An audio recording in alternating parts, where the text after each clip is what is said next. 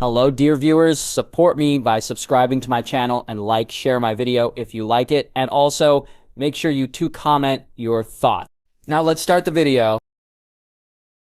Fresh straw had been added to the thatched roof in the stable, and a newly painted sign, 3 roads meeting at a river, hung over the door. The Crossroads Inn was packed with travelers, merchants, craftsmen, and septons, but the Heddles offered any rooms and garrets that House Stark required. That wasn't much. The soldiers camped outside, and the Northmen would sail as soon as Captain Manderley found suitable ships. Young Willow Heddle made certain that the highborn were served ample food and drink, even the ones in chains. And there were many of those, over 36 captive reachmen trying to make small talk with her sister, the ever-gracious Lady Wen River Knights, and little Lyman Derry with his maester and steward. Arya accepted a bowl of steaming beef stew, warm bread, and a crumbled cherry pie. Hot Pie's food was delicious. Lady Sansa, I hope your brother will not blame House Derry for these attacks, Lyman said. Why would he, my lord? A puzzled Sansa said.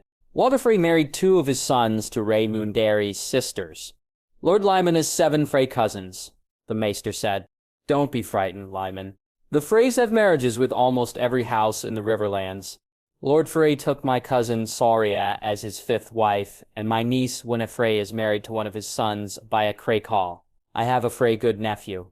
Shelowin said, Did your nephew or Lyman's cousins take part in the attack on Robb? Arya demanded. I do not know, little Lyman squeaked. If they did, I doubt Jon will show any mercy. She snapped to the embarrassed riverman. Arya stomped off before her sister could make any apologies. Outside the inn, soldiers sparred, checked their armor, and prepared for battles to come. Riders had been sent out from Harrenhal, ordering all Northmen that remained south of the Trident to Harroway. Arya saw Glover men, Karstarks, and Flint men, Sir Alan, knighted after being wounded at the God's Eye, now served as the new captain of the Stark Guards, and took charge mustering the northern troops.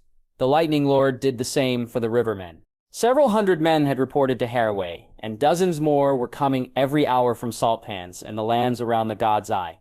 There were more soldiers further south and west patrolling the Gold Road and Stony Sept, but it would take days, perhaps weeks, to march to the Trident. They didn't have days. The Freys had sent ravens to many castles, boasting of their prisoners and demanding that the Riverlords bend the knee. In response, Jon had sent his own ravens, but not to the twins. Birds had flown to River Run. The Golden Tooth, Riventree Hall, Pink Maiden, Atranta, Wayfarer's Rest, and Stonehenge. Jon wanted the prisoners held at those castles to be moved north. Lady Mormont would follow orders, but Arya was not certain if the other lords would comply. After all, their sons were being held along with Edmure Tully. 2 men grunted as they carried a heavy iron anvil by the horns. Arya rolled her eyes. Gendry was bullheaded enough not to use a wheelbarrow, but the older man should have known better. She recognized Lucan, the burly armorer from Harrenhal. Chet rushed over with a flat cart on wooden wheels. The 2 men dropped the anvil on the dolly and then bent over gasping to catch their breath. Gendry, what are you doing? Arya asked. Lucan answered. Lady Wen asked us to bring an anvil on the boat. She hopes to stay in your brother's favor. But why? We have taken the castle for her already, Arya said. Lady Wen cannot hold Harrenhal. She does not have enough men, Jon said before giving instructions on where to place the tools. Chet took Lucan and Gendry away, so that's why she came with us north. Arya said, she will come with us on the Trident. Lord Lyman should as well. Robb left half the army to recover from injuries, guard prisoners, and protect the Riverlands. We don't have the manpower to do that. Men died at Seaguard, and even more at Seven Streams. All our men will head north. But if we retreat, the Lamesters will take back these lands. Arya said, Lady Wen is welcome at Winterfell. Here she has less than 20 men, and many too old to fight. All her servants could fit in a single hall of a single tower of Harrenhal. She will lose her castle, but keep her life. So will Lord Lyman. If he dies, who would inherit Derry? One of his Frey cousins. I hate the Freys. Do you think that was part of the bargain? That the Lannisters promised the Freys lands and titles? I am sure of it. Tywin Lannister must have been plotting after the Red Fork. He could not defeat Robb in the field, so he paid a toll to the Freys. It must have been high castles, marriages, titles, lands, Lord Walder has 30 children, not including the bastards, and those children had begotten other children who hope to profit off this treachery. That will not happen. Traitors are more dangerous than enemies and belong in the darkest, deepest circle of hell. The Lannisters set a delicious table with succulent meats, saffron rice, with fresh vegetables, ripe fruit from the reach, and the finest wines from the arbor, dorn, and lice. The company, though, was less tolerable. At least Tyrion sat next to Jaime, and far away from his monstrous nephew. Joffrey sat between Cersei and Tywin, who had once again claimed the title of Hand. That meant his Lord Father had the task of educating the brat in how to rule. "Will the Freys send me Robb Stark's body?" Joffrey asked eagerly. "I doubt Robb Stark is dead. If the Freys had killed him, they would have more than a dead wolf pelt. But Lord Walder claims hostages from the great houses in the north and the Riverlands." Tywin said, "Then have them send the hostages to King's Landing so I can put their heads on spikes." "Sweetling, they must be kept alive so their houses bend the knee." Cersei said, "They will bend the knee anyway.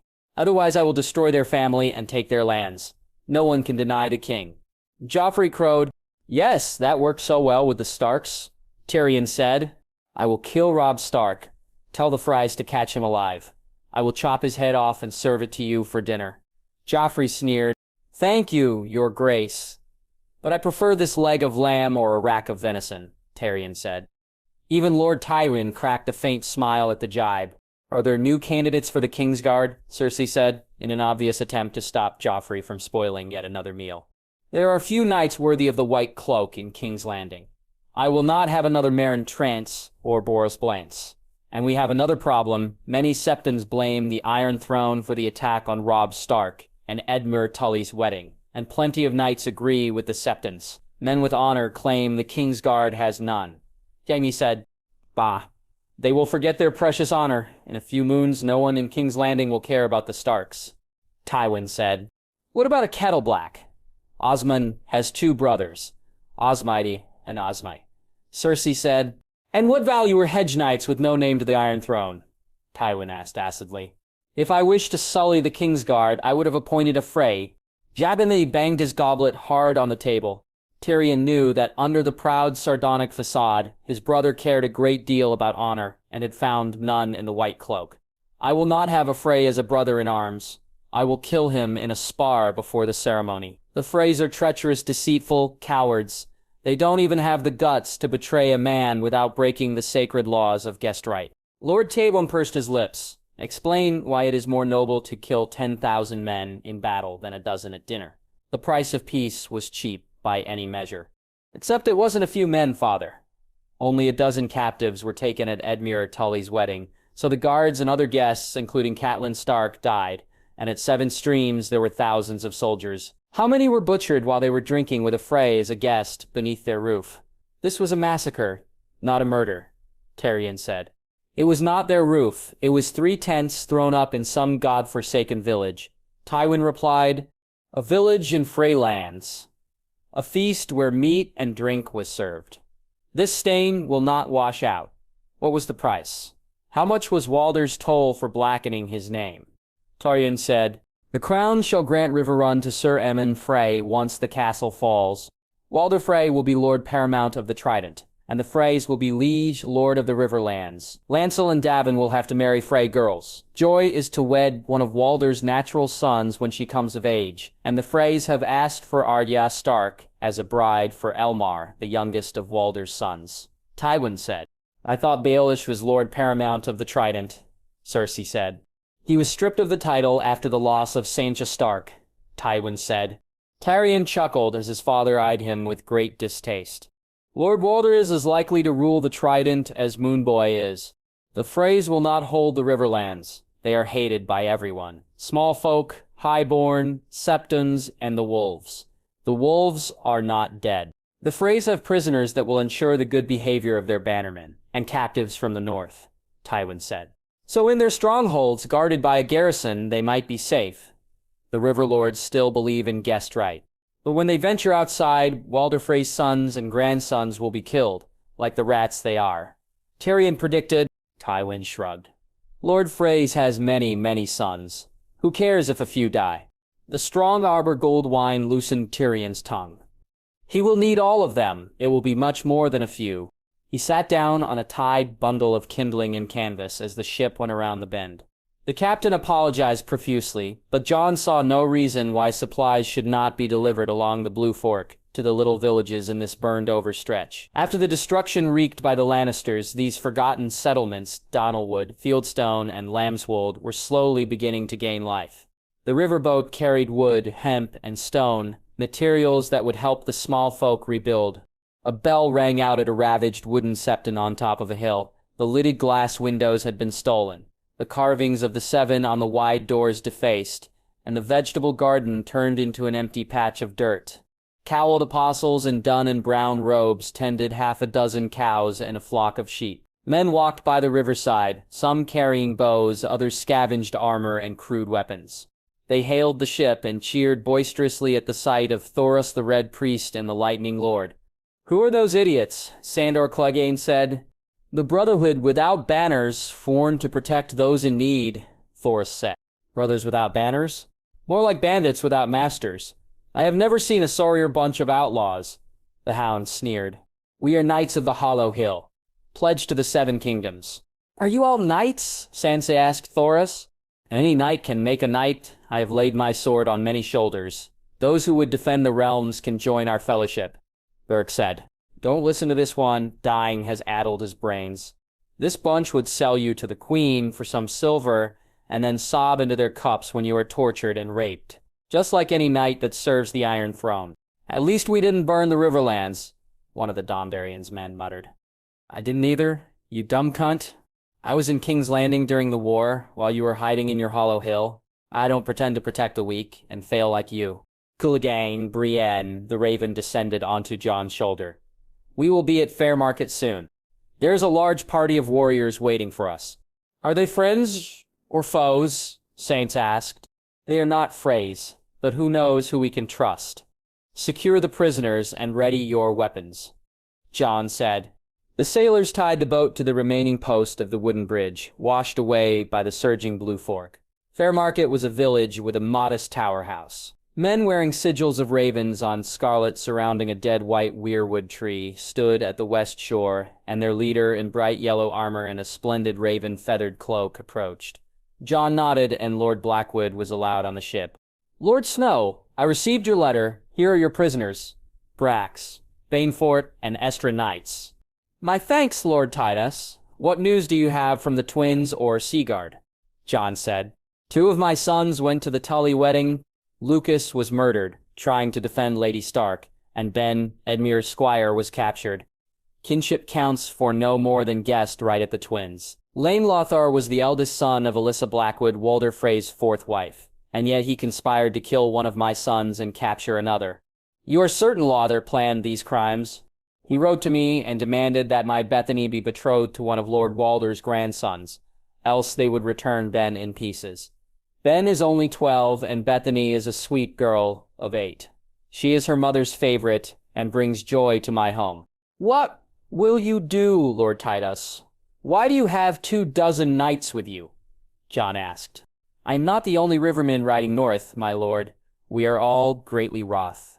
Lord Piper, the Rygers, Lord Norbert Vance. We lost more than our sons.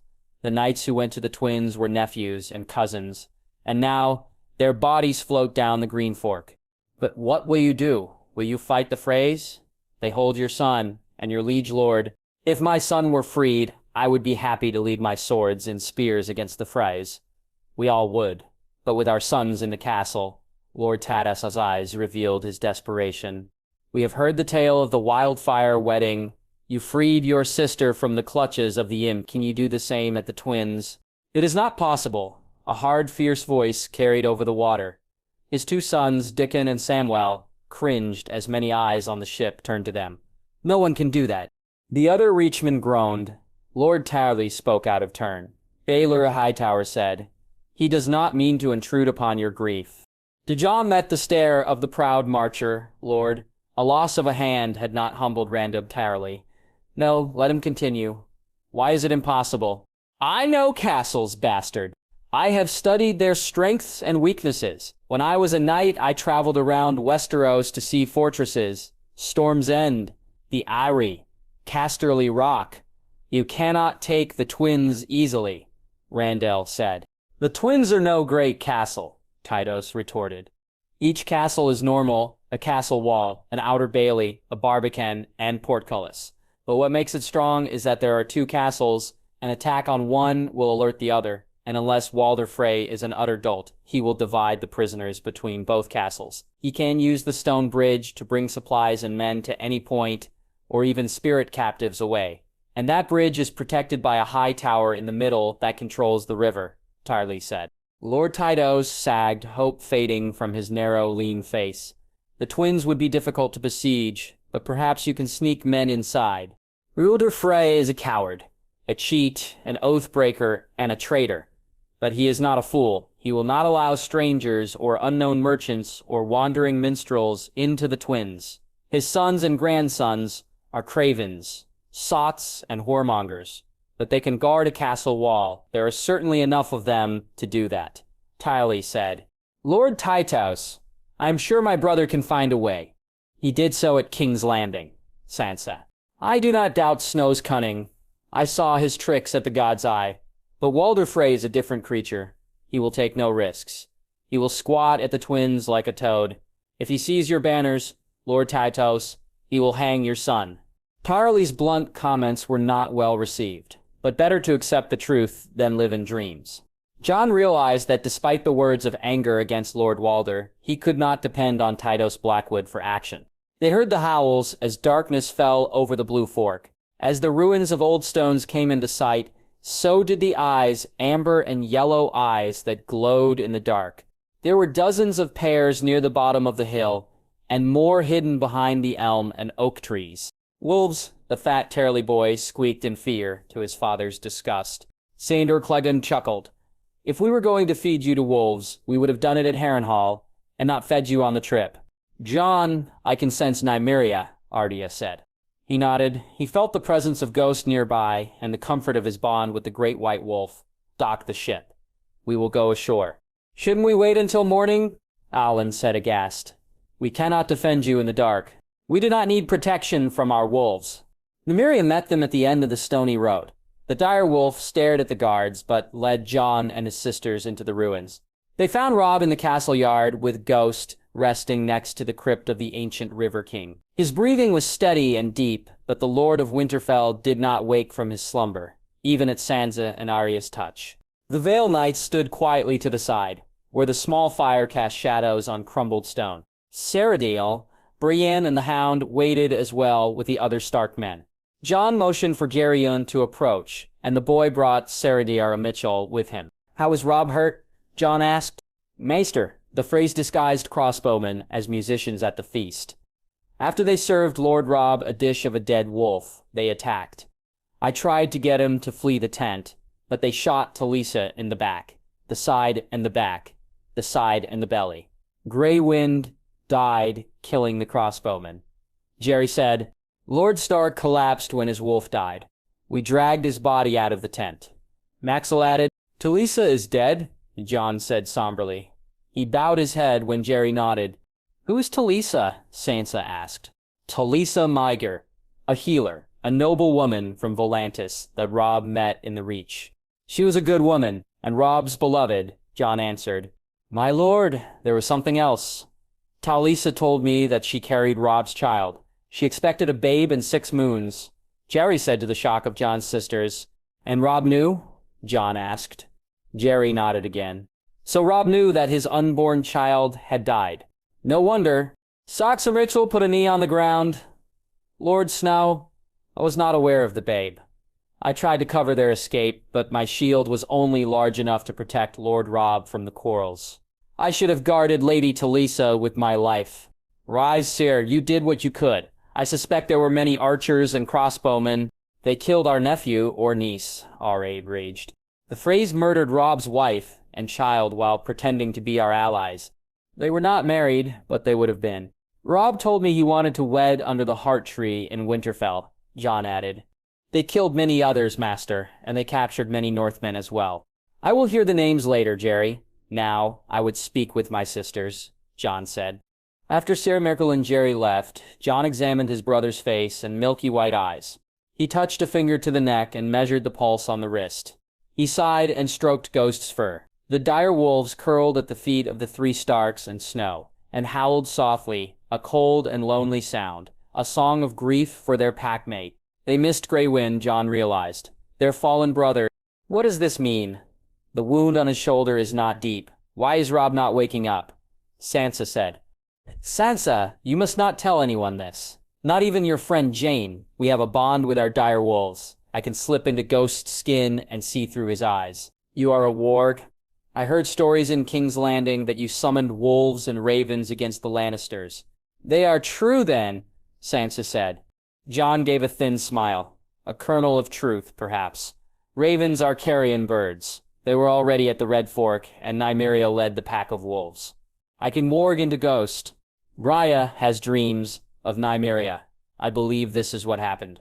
Robb was unarmed at the feast. He warged into Grey Wind to fight the Freys, and he was still in Grey Wind when the dire wolf died. Robb would give up his life to save Talisa and his child, and in a way, he did. But what happens now, Jon? Is he lost to us? Adria said. I don't know. There are legends of skin changers from many thousand years ago. They say a Stark of Winterfell killed the Warg King at Sea Dragon Point and took his daughters as a prize. There is Warg blood in all of the Starks, even Bran and Rickon. Truly, it may be easier for our younger brothers. But for Robb, he must have suffered greatly when the bond was broken by Grey Wind's death. It may take a long time for that to heal, and for him to return. Jon said, But he will return? Sansa asked. I think he will, but there are no stories of wargs south of the Wall. They say that Bloodraven was a sorcerer and a bastard who could summon wolves and speak to crows. But then they say the same about me, Jon said. What will we do now? Sansa said. What do you mean? We should be killing any Freys we can find. They broke Guest right. They murdered Mother. They hurt Robb. They killed his child. They captured our lords, Arya said. And the last is the problem. You heard Lord Tydos at Fairmarket. He might hate the Freys, but he won't attack the twins. Not while they threaten to kill his son. How many other houses will feel the same? The Freys have taken our lords as prisoners, Sansa said. What do you suggest? Jon asked. We do not have the strength for a siege. Let us take Robb home to Winterfell so he can heal. We can rebuild the northern forces over time, Sansa said. Jon raised a hand to stop Arya's burst of anger. What about our bannermen? The ones who died and the ones who were captured? What will we say if we run away from the Freys? We have hundreds of prisoners, Jon. We can trade some for our lords. Walder Frey will be eager to return men like Kevan Lannister to the Iron Throne, Sansa said.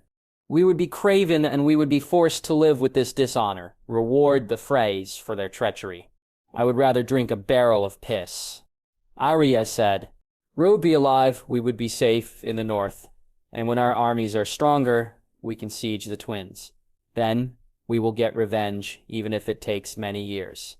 Sansa said, Rewarding treachery only produces more traitors, and we owe a duty to our men. Stark men, we will not leave our honor or our men to the mercy of Walder Frey. Our bannermen pledged an oath to us to shield our back and give their life for ours. We made an oath to them, a place by our hearth and meat and mead at our table, and I will keep that oath, no matter what the cost. Rogied would have fought. Ned Stark would have fought. And so will I, Jon said. But Jon, if you attack the castle, the prisoners will die. We don't have many men, and our banners will not fight if their lords or sons are at risk, Sansa said.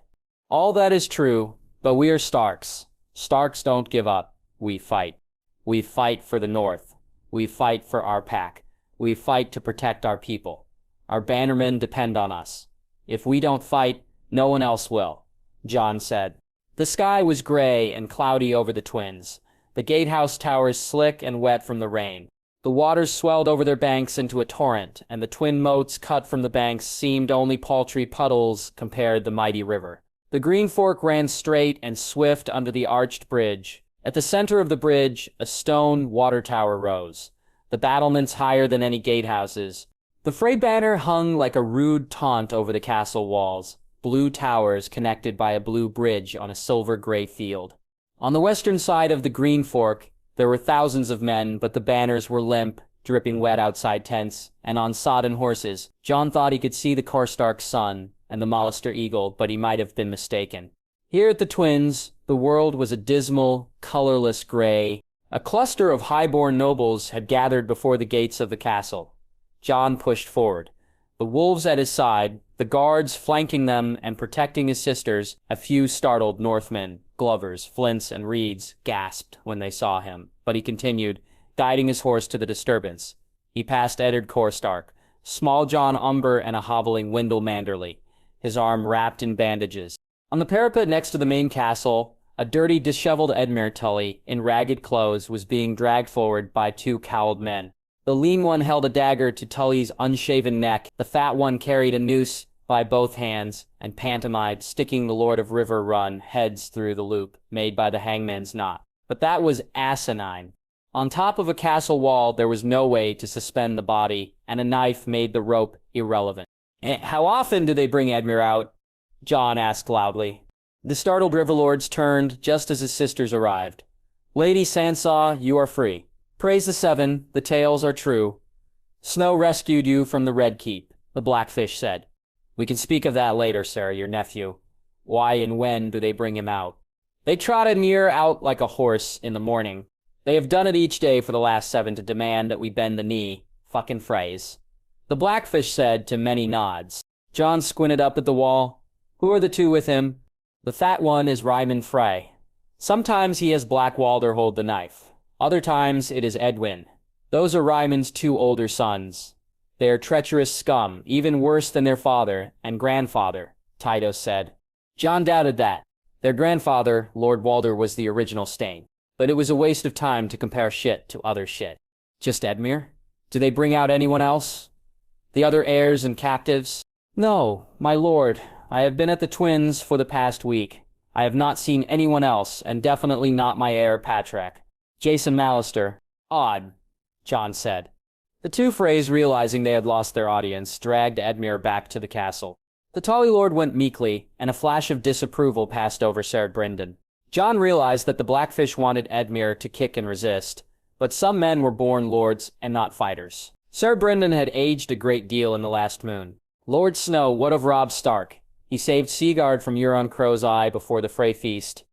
Jason Mallister asked. I found him. Our men took him to safety. Robb is alive, but not well, until he recovers. I am Lord of Winterfell. The remaining commanders of the Northern Army had joined the Riverlords. There were many missing. Tell me, who was captured by the Freys and who was killed? We have those names, and we have brought our prisoners as you asked. But there is something else you must see. Perhaps you should send your sisters away, the Blackfish said, the pain clear in his hoarse voice. I want to stay, Jon, Arya exclaimed. Jon clenched his hands tightly. Life was not a song. I will not keep secrets from my true-born siblings. What do you need to show us? Ser Brynden led them to a small tent with the shield of a silver trout hanging on the outside. Master Vanam, an old, tired man, opened the tent flaps, revealing 24 corpses waiting for burial. In the center, a dead female lay in a place of honor, covered by a white sheet up to her neck. Jon heard Nymeria's howl of anger and gasps of shock from his sisters.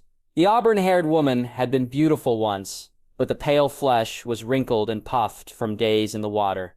Catelyn Stark's dead eyes looked up out of her face, marred by shredded skin and blackened blood. Her throat had been slit to the bone. Arya sobbed and gently closed those blue eyes while Sansa held her mother's hand. The Freys dumped her body naked into the Green Fork. They stole her jewels, her clothes, and her dignity. They threw her into the river to mock House Tully. In death, our lords and ladies returned to the Trident, buried in their feast clothes and with their treasures. They shamed her. Did they defile my mother? Sansa asked Ser Brynden. She died trying to escape, Lady Sansa. Losier Frey told us so at Seven Streams. She tried to warn your brother Robb and was killed in the attempt. A brave death, Sir Meckle said. Those words offered no solace to Catelyn Stark's daughters. Brynden Tully was the first to pay his respects. The Blackfish delivered the prisoners held at River Run, and then sat at Robb's side. True to his word, Brynden had collected the names of the missing, and there were many. The Great John, Lord Karstark, Galbart Glover, Dacy Mormont, Wylis Manderly, Medgar Serwyn, Darren Hornwood, and Helman Tallhart. Even more highborn had been lost at the Twins, although that had been more Rivermen heirs than lords. The Northmen and River Lords came to see Robb Stark. They congratulated Sansa on her escape, scrutinized Robb's face and body, and hurled bitter invectives against the Freys. But on what mattered most, they were silent.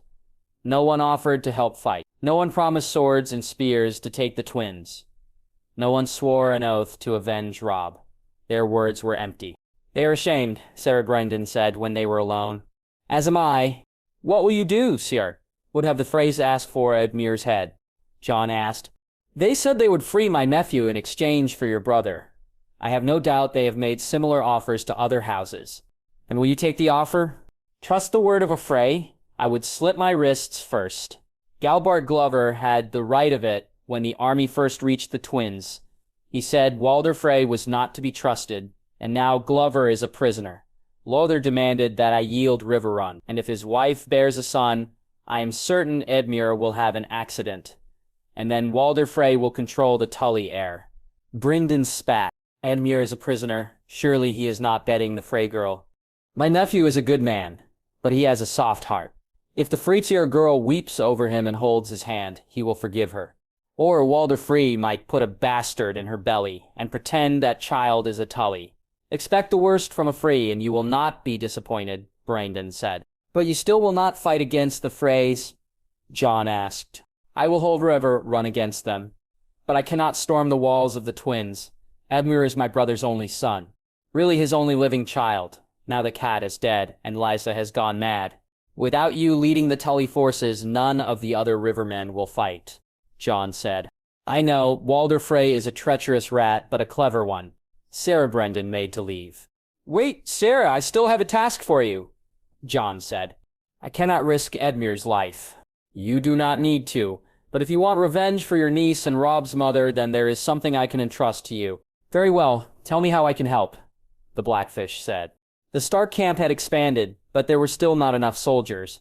A few survivors of Robb's battle guard stood watch over the young wolf, but they were watched in turn by Ser Nulun, the Vale Knights, and Winterfell men. The tents were stuffed with highborn prisoners, the Wintertown boys, little birds, and too few fighters. Outside the tents, wolves roamed at night in the nearby hills. A giant pack that had no fear of armed men in mail and boiled leather. They followed Nymeria, their queen, and sang under the waning moon with the great she-wolf. The howls terrified the horses and prisoners. "How many men do we have?" Jon asked. "Less than 1,000, my lord, but Magia Mormont is only a few days away, and perhaps she will add her numbers to ours," Alyn said. "And how many soldiers are at the Twins?" "The Freys had nearly 2,000 men at Seven Streams. We killed some in the fighting, but not that many, and the Freys may have held more back at the Twins," Sarper Mikhael said. "What about the Rivermen? Why are they here if they won't fight?" Arya said. "They are duty-bound to attempt a rescue of their liege lord. They simply have no idea how to do so. Unfortunately, the Rivermen were more quarrelsome than clever. You are the Lord of Winterfell, Jon. Without Robb, you are the liege lord of the Umbers, the Karstarks, the Manderleys. You could order them to attack the walls," Sansa said.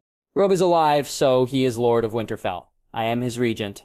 It is a hard thing to ask a son to risk his father's life, or a brother to watch his brother die. I would rather have fewer men I trust, than a larger force of uncertain loyalties. Will you obey me without question against the Freys?" Cersei Mitchell knelt. "My lord, you have my sword. I pledged my faith to your brother and House Stark. I failed to keep Robb Stark safe, and I would avenge his betrayal. We are Stark men. I made my vows to Ned Stark. I will keep faith with his sons," Alyn said. The other Stark guards followed, as did Robar Royce and the Valemen. Lord Lyman, Lady Wand, and Lord Beric swore their loyalty, although they had very few men. Even Sandor Clegane knelt for a brief moment. Only Brienne held out. "Lady Brienne, you swore an oath to Catelyn Stark. She is dead, murdered by the Frys. If you wish to leave service to our house, you may," Jon said. "I swore to return Lady Sansa to her mother, but now that she is dead, I would make sure that she arrives at Winterfell safely. But I do not see how the Freys can be defeated. They outnumber your forces, and they are behind strong castle walls. It is not a sign of courage to fight only when you will win, or to be loyal in good times, but not bad. In this world, victory and defeat are not certain. You must fight for it. I will obey your orders, Snow. I swear it by the Seven, Brienne said. We might be able to get some other allies, Jon. The Raven to Lord Reed in Greywater Watch, or the garrison at Moat Cailin, Sansa said. He shook his head. I know how to take the twins. I only need a few more days, not more men. Obey my orders and do not speak to anyone else. Jon was north of the castle, with Ghost and Ballion, when a red-headed piper boy found him surveying the broken bridge with the Wintertown boys.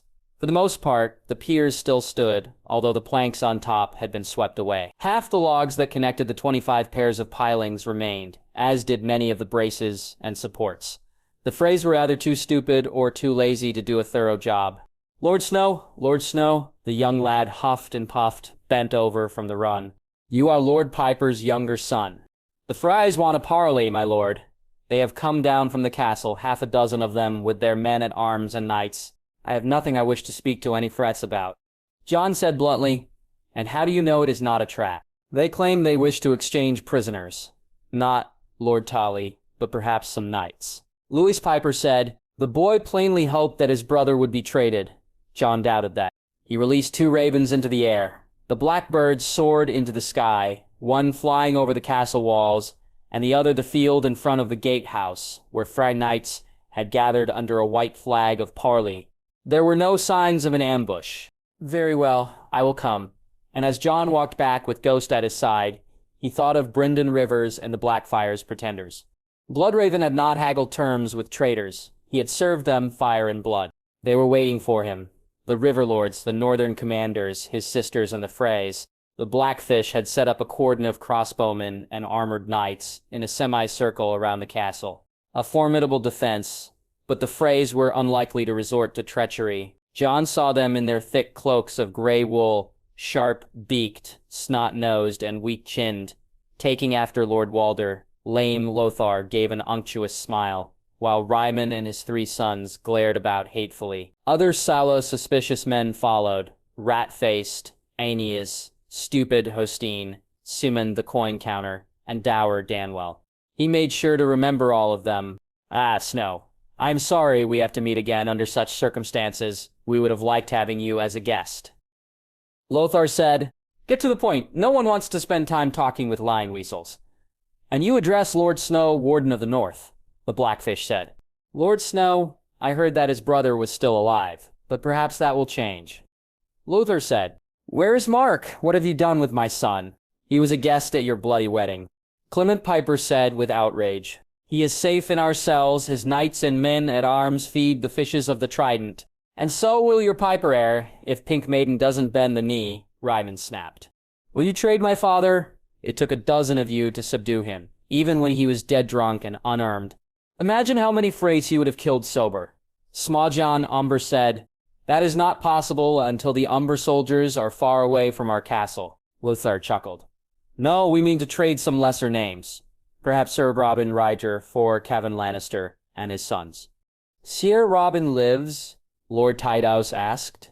He does, although wounded. Brunnet thinks he may lose his right arm, but so far the maester has only cut off 3 fingers. A crippled old knight for Tywin Lannister's brother? Surely you do not take us for fools, Brendan retorted. Rosier for Kevin Lannister and his sons Willem and Martin. Lothar said, I did not know you were a jester. Lame Lothar. I thought you were only a lying weasel that stabbed men in the back. I would rather hang Sether, Kevin, than bend the knee to the likes of you. Junos Bracken yelled to the agreement of many in the room. The Riverlords did most of the shouting. The Freys sniggered and sneered, certain that they held the whip hand. The Northmen were angry, but they held their tongues. Jon had enough of this mummer's farce. The prisoners belong to Winterfell, Lord Bracken. They are not yours to hang or exchange, Jon said. These are my terms. House Frey will hand over all captives. Walder Frey will surrender the twins. The Freys will be stripped of their lands for breaking guest right. The men who killed Lady Stark, Lady Talisa, and Grey Wind will be given to me to hang. The Freys gaped in shock until Lothar gave a shrill laugh. And why would we do any of that, bastard? Bend the knee and I will only kill a few of you. Your sire, of course, and those who directed these crimes refuse. And I will destroy House Frey, root and stem. Jon said, You do not have enough men. You cannot pass our walls, even with your full army. And we have captured the lords of your army, even the father. The warrior and the stranger could not take the twins without the death of the prisoners. Lothar smirked. Then pray to the seven for mercy, for I will give you none. Soon enough, your line will end. Jon walked away, leaving behind a stunned crowd. He had more important things to do. There was no ale or mead for dinner, not even for the sons of Lord Walder. At first, the boy was not surprised. Wine, ale, and cider had been consumed by the bucket at Lord Trout's wedding, and a far larger quantity shipped to Seven Streams, hundreds of barrels and kegs and casks to lull the Northmen into a drunken stupor. The castle's provisions ran low. Not the best state before a potential siege, but then he saw that Reimagined, famous as a glutton and drunk, had no wine with his food, and that Hostine Frey was armored and armed, with a heavy kite shield at his feet. The older Freys were sullen and resentful, more so than usual, and lacking the braggadocio of the morning. Big Walder Frey, the 9-year-old son of Jaehaerys, had spied on Lothar and the others when they returned to the hall from the meeting. Snow's words were dismissed as the ravings of a lunatic. True, the wolves had unexpected success on the field, but that came with their full army and the element of surprise. In 200 years, no man had dared to assault the twins, and when they cut off a hand from a Mallister or foot from a Hornwood, the army would splinter and abandon the Starks. Perhaps, Lothar jested, the Freys would give Rosen more wolf pelts for her wedding. Samund boasted that with the promise of freedom for a lord, he might bribe an Umber or Karstark to steal Robb's insensate body from the camp. There was no bragging or bluster at dinner. Reimagined grumbled about the lack of drink and gorged himself on chicken and onions, the juices dripping over his set of chins. But the other Freys were not so piggish. Aenys and Jared huddled together, surrounded by knights and good sense. Hostine left after bolting down a gob of meat and strapping the shield on his broad back. Servants delivered messages to Edwin and soldiers to Black Walder. Something was afoot, but what could have changed that day? No ravens had flown to the twins. No prisoners had died. Most importantly, Lord Trout was locked away. Big Walder had passed Rosling, her face streaked with tears, returning from her daily visit to the cells. He finished the meal, pocketing 2 trenchers of bread dipped in brown gravy. Big Walder made his way to the other set of dungeons, where a copper groat bought passage to see Ser Biarbard, his mother's younger brother. 2 page girls had married into the Freys, but his uncle was one of Edmure Tully's bold companions, all of whom languished at the twins. Uncle, Big Walder rapped on the cell, waving the half-loaves of bread. Don't call me that. Ser Robert's velvet tunic was soiled, the twining red and white snake sigil ripped and stained. Bruises and a broken nose marked the formerly handsome face. I'm sure they give you little to eat. The boy held the trencher forward, a drop of gravy dripping on the muddy ground. This close to the river, the doors, walls, and floor were perpetually damp. The knight snatched the bread. Why are you here, Walder? Your father killed Sir Caerly at the wedding. The Vances will not forget their dead brother. Have you heard anything, sir? The knight snorted. What news would I hear that you have not? The whole castle knows of Jon Snow's demands. He wants Lord Walder's head, the captives freed, and the twins surrendered.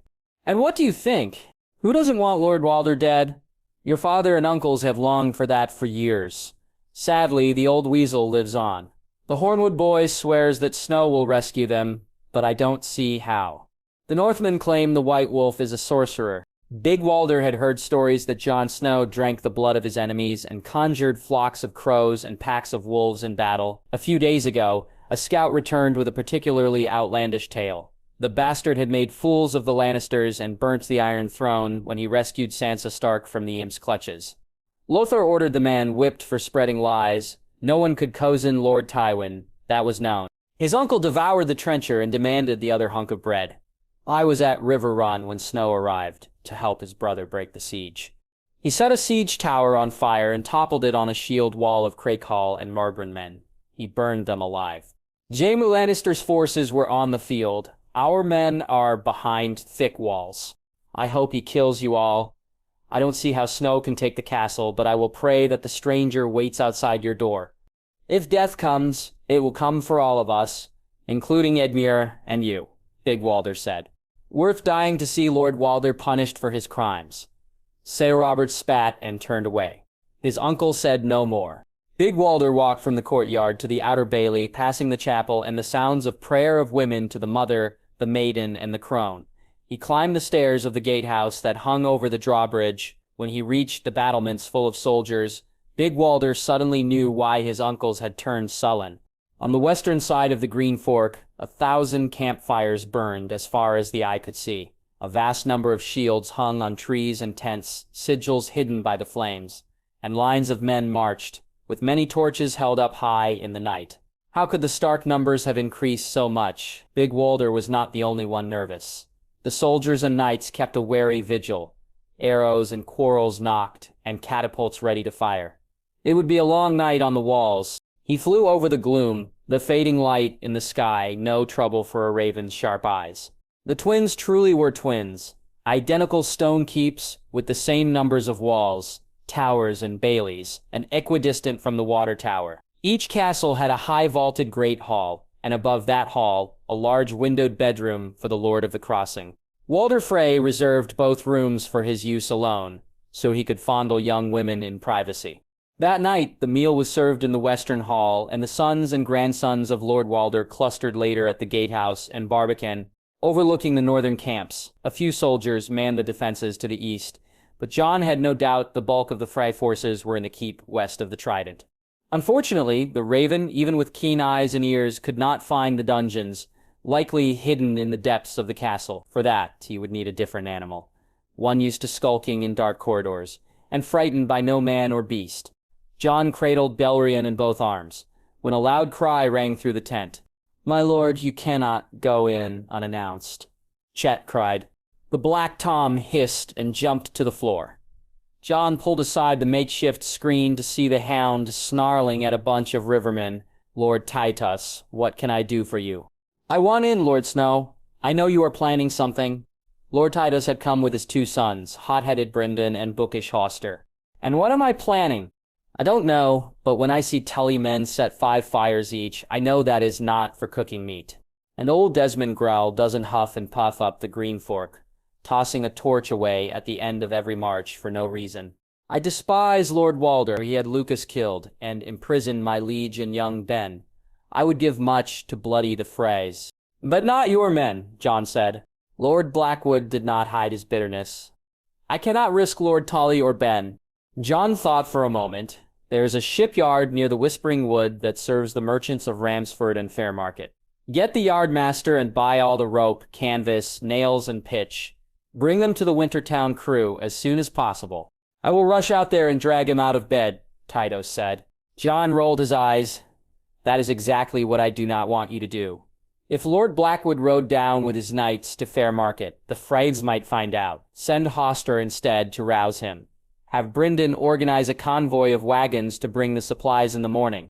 "But what can I do?" Tytos said, frustrated. A smile crossed Jon's face. "Tomorrow afternoon, before the sun goes down, I want you to pick a fight with Jon Spracken. Fight with the Lord Idiot of Stonehenge. Why, that will be as easy as breathing. A public squabble with a lot of shouting, one that the Freys can see from the walls. But I want no one hurt, and afterwards, you and your men will storm off and pretend to leave the camps. And this will help you with your plans." "Aye, just like the Tully men. Do your part, Lord Tytos. Trust me to do mine." That night, Jon ate a simple meal of bread and cheese in the tent with his sisters and their guards when Chet stood up at the benches for the Wintertown boys and the little birds. "Master Snow, I had a thought. You asked us to leave for Seven Streams tonight." "I did, Chet." The Raven said that Clytus and Denys found many barrels. "Master, Gendry told me something very interesting." The excited boy pointed to the Red Priest. He said that Thoros of Myr could outdrink even King Robert, that he was a sot and a fraud, the worst priest you could ever imagine. The ascetic priest, now gray-bearded and thin, frowned slightly at the embarrassed apprentice. "That was rather unkind, Gendry." "True, but unkind. I am a false priest, no longer." "The Lord of Light has opened my eyes," Chet interrupted. "Maester, you asked the Wintertown boys to scavenge the casks, but it makes far more sense for Thoros to steal a keg of mead or ale." Jon cocked an eye at the startled Thoros. True. Lord Beric and Thoros. The phrase departed, 7 streams in a rush, leaving behind many discarded barrels. How many Brotherhood men do you have from here to 7 streams? A few dozen, Lord Snow, and allies and sympathizers in the area, from septons, serving wenches, and innkeeps, Beric answered. You mean bandits, thieves, and whores? Sandor Clegane snorted. Take Chet with you to 7 streams and have your men bring back every cask, pipe, and hogshead near the tents. What do you need wine or ale for? The confused Thors asked. I don't need wine. I need empty barrels. As many as can be found. Forgive us, Snow, but we don't understand, Michael Redfort said. He expressed the curiosity that many others in the tent had. Jin spoke in a kindly voice. That is why you are a knight, Searcher, and not a maester. The next few days will be a time for maesters, but soon enough we will need strong arms and swords. Then there will be night work and night's work. Bleary-eyed soldiers stumbled into the great hall the next morning. The fires had burned well into the night, and when the flames dwindled to embers that still lit the western shoreline, the wolves began to howl. Through stone walls and wooden doors, the howls echoed through the castle, sending shivers down the spines of women and children. Even grown men, armed with long swords and shields, watched the shadows nervously. Big Walder Frey had slept poorly. Each time he managed to fall asleep, the howling would get louder, and his 2 snot-nosed younger brothers sobbed through the night, afraid that the wolves would kill them all. That was Cousin Mary's fault. She had dreamed of a bleeding and burning giant torn to pieces by wolves on a river. The hysterical girl had told everyone who would listen about her so-called vision. Marianne should have been a mummer, he thought. There were no giants at the Twins. How did the bastard get so many men? Black Walder asked. We can hardly ask our spies now, Simmons snapped back. It doesn't matter, Lothair said. With Tully a prisoner and Robb Stark near death, Snow's forces will fade away. The Riverlords know that we will hang their heirs. The Northmen will learn that soon enough, the bastard cannot hold his army together. Lane Lothar was right. That morning, the shields on the trees had vanished. The light drizzle made the entire world seem gray, and soldiers could be seen slinking south with their horses. If Snow had more men, they were hiding in the ragged tents, and certainly no threat to the Freys. From an embrasure in a parapet, Big Walder spied on a line of high-born prisoners, ladies and boys, being delivered to the Stark tent by a short woman in plate armor. Wagons, merchants, and a surprising number of children could be seen at the camps, but fewer and fewer men, and those men were not armored knights on war horses or well-trained archers and crossbowmen, but a motley crew of unruly small folk. Later, a spat broke out between the Blackwoods and the Brackens. The 2 Riverlords stood nose to nose, pushing and shoving to the great displeasure of Brynden Tully. Old wounds were reopened, in particular how the Brackens provided 2 mistresses to Aegon the Unworthy, sisters eager to serve the old whoremonger on their knees. Janos Bracken insulted the manliness of the Blackwoods, calling them prissy pansies, more interested in the company of strapping young men than wenches. Tytos shot back that none of his sons wanted a Bracken whore. The exchange deteriorated from there into the shaking of fists and waving of swords. In the end, the 2 sides were forced apart and no blood was shed. The Blackfish called the 2 men dunces, a sentiment shared by many observers. Both lords stormed off, furious, and the Blackwood knights mounted horses to ride away. On the second night, his uncles grinned and smirked as they crammed down salt pork and turnip mash. Only half as many fires burned, and many were small, the flames barely surviving the light rain. Fewer tents dotted the shore, and there were no trebuchets, siege towers, ladders or battering rams. Half a dozen catapults lay on the grass, but in pieces with no crew fixing the broken machines. Snow did not have the means to break the gates or storm the walls. After dark, wolves howled, but the cries were farther away. No attack came in the night, and in the light of the morning, the once feared northern army looked even weaker. I say we toss our night soil down at the Starks, Edwin said. When disease breaks out in their camps, Snow will run like a dog. Our men can sally forth and capture the prisoners. And do you plan to lead us in the charge? Would you like to confront the North on the field? Lemlothor said. I am not a man of the sword, Edwin said, his nose pinched and thin lips pressed into a sneer. He looked like a man sniffing his own shit. Our knights and men have barely slept the last 2 nights. The Mormonts arrived yesterday. There are only a few, but their fighters are fresh from holding the tooth, Simon said. The Mormonts are no worry. I would be happy to catch more she-bears to warm my bed for the cold winter nights. Black Walder Frey said, with an ugly smile. On the third day, very little happened. A siege, without equipment, sorties or skirmishes, was deadly dull. Boredom and routine reigned over the twins. Edamure was dragged out by a leash, but the threat barely registered. The Freys were used to the antics. The Riverlords were busy squabbling, and the North did not care. Big Walder attended lessons with the Maester and wondered if the siege would soon be over. Outside the walls, squires packed tents and saddled horses, and the small folk children disappeared. That night, the fires along the Green Fork dwindled further. Servants brought ale and wine again, with fish pie and roast lamb. No one guzzled and ate more than Ryman Frey, his blotchy face red and bloated. The third night would be a moonless sky. 14 days had passed since the Traitors' Feast, and the preparations were finished. If rushed, everything had been built, but not yet tested. There was no time for that. Jon had told Arya and Sansa the complete plan. The others, Stark guards, the knights, the Wintertown boys, and the little birds received instructions on their role only. A few minor houses, Cranagemen, mountain clans, and bastard knights offered their aid. Jon refused, preferring silence. He would not risk any whisper reaching the Freys. It was harder, though, to deny the Mormonts, who were eager to join in any assault. We want to fight. We want to avenge Daisy, the she-bear said in a private conference with House Stark. Daisy is not dead, but if the Freys see House Mormont, that could change. You know nothing, Snow, Lyra yelled. What Lyra means to say is that you may be clever, but you do not understand the world. House Mormont has fought the Krakens and the Wildlings for hundreds of years. We know what happens to women captured in battle. Meg said firmly. She is a hostage. Surely the Freys would not subject her to such abuse, Sansa asked. This is not your father or brother, Lady Sans. These are the Freys. Lord Walder might demand his turn first, before letting his sons rape my daughter. I will not let Daisy rot at the twins. Better dead than a broodmare for Walder Frey, Mage said. I had 5 daughters, Snow. 1 died for you in battle. Lorda and I might die trying to rescue Daisy, but if we all pass, then Lyanna will rule Bear Island.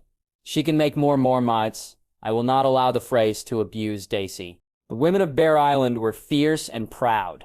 Lyanna was only a girl of 9 named days when the Northern Army departed Winterfell. No, Lady Mage, you made vows to House Stark. You will serve better by appearing to depart south. The entire army appears to be heading south, Lyra snarked. Are we going to allow the Freys to laugh at us, to think the North is weak? All warfare is based on deception. Let the Freys laugh all they want. Appearing weak is not weakness. I cannot tell you the plans, but I will say this. Look for me tomorrow at dawn. How will they find us? Arya asked, pointedly. Give me your war horn, Jon extended his hand to Magus. When you hear it, you will know. It was deep in the night when Jon paddled the raft down the river. The water was cold, the sky was dark, and the trident had quieted from a growl to a ripple, the only noise that broke the silence. Torchlight shone from the gatehouses on the outer walls of the twins. The castle interior, the stone bridge, and the water tower were dark. Jon aimed the raft for the central stone pier between 2 arched channels where the Green Fork rushed through. Delirian sat next to Jon, the green-yellow eyes staring intently at the bridge. The Blacktom's vision was blurred and gray, but a cat needed far less light to see. Delirian was better at picking up motion and could smell and hear a human from far away. The cat hissed slightly and leaped into the top of a leather satchel. It was time. Jon whirled the grapnel and threw it up toward the bridge. It took 3 tries, but he wrapped the hooks about the crenellations on the stone bridge. He guided the raft so it butted against the stone pier. Then he braced 2 long planks on both ends of the raft. The poles extended far to the side, so the raft would stay in place. He carried the satchel on one shoulder and extra loops of rope on the other. With Bilier's head peeking over his neck, Jon shimmied up the rope. Legs walking up the wall, he leaped over the side and kneeled, making sure no one had seen or heard him. Bilerian descended from the satchel, sniffing the air. All was quiet on the crossing. Jon took a white cloth and signaled to the north. Arya saw the flash of white on the stone bridge and eagerly jumped on board. She joined Ghost and Chet at the front, with Sarah Miaxel at the back. The Hound and Brienne hesitated. "Are we certain this thing won't capsize?" Clegane said. The Wintertown boys had built dozens of rafts, out of wood scavenged from the bridge erected by the Northern Army, ropes bought from the yard, and barrels emptied at 7 streams. The Stark guards waited in the hills, while little birds and the rest of the crew watched from a pier. "Quiet, stupid," Arya said. "Sir, these boats won't sink." Chet pointed at the 4 ale barrels lashed to each corner, under the water. "The barrels are sealed and empty. Air is lighter than water, so they must float." "Are you certain these are seaworthy? Has anyone ever traveled on a raft like this before?" Brienne asked. "Jon just did, and he is already on the bridge," Arya said, rolling her eyes. "Your brother is mad," Sandor snarked, but he and Brienne boarded the bobbing raft.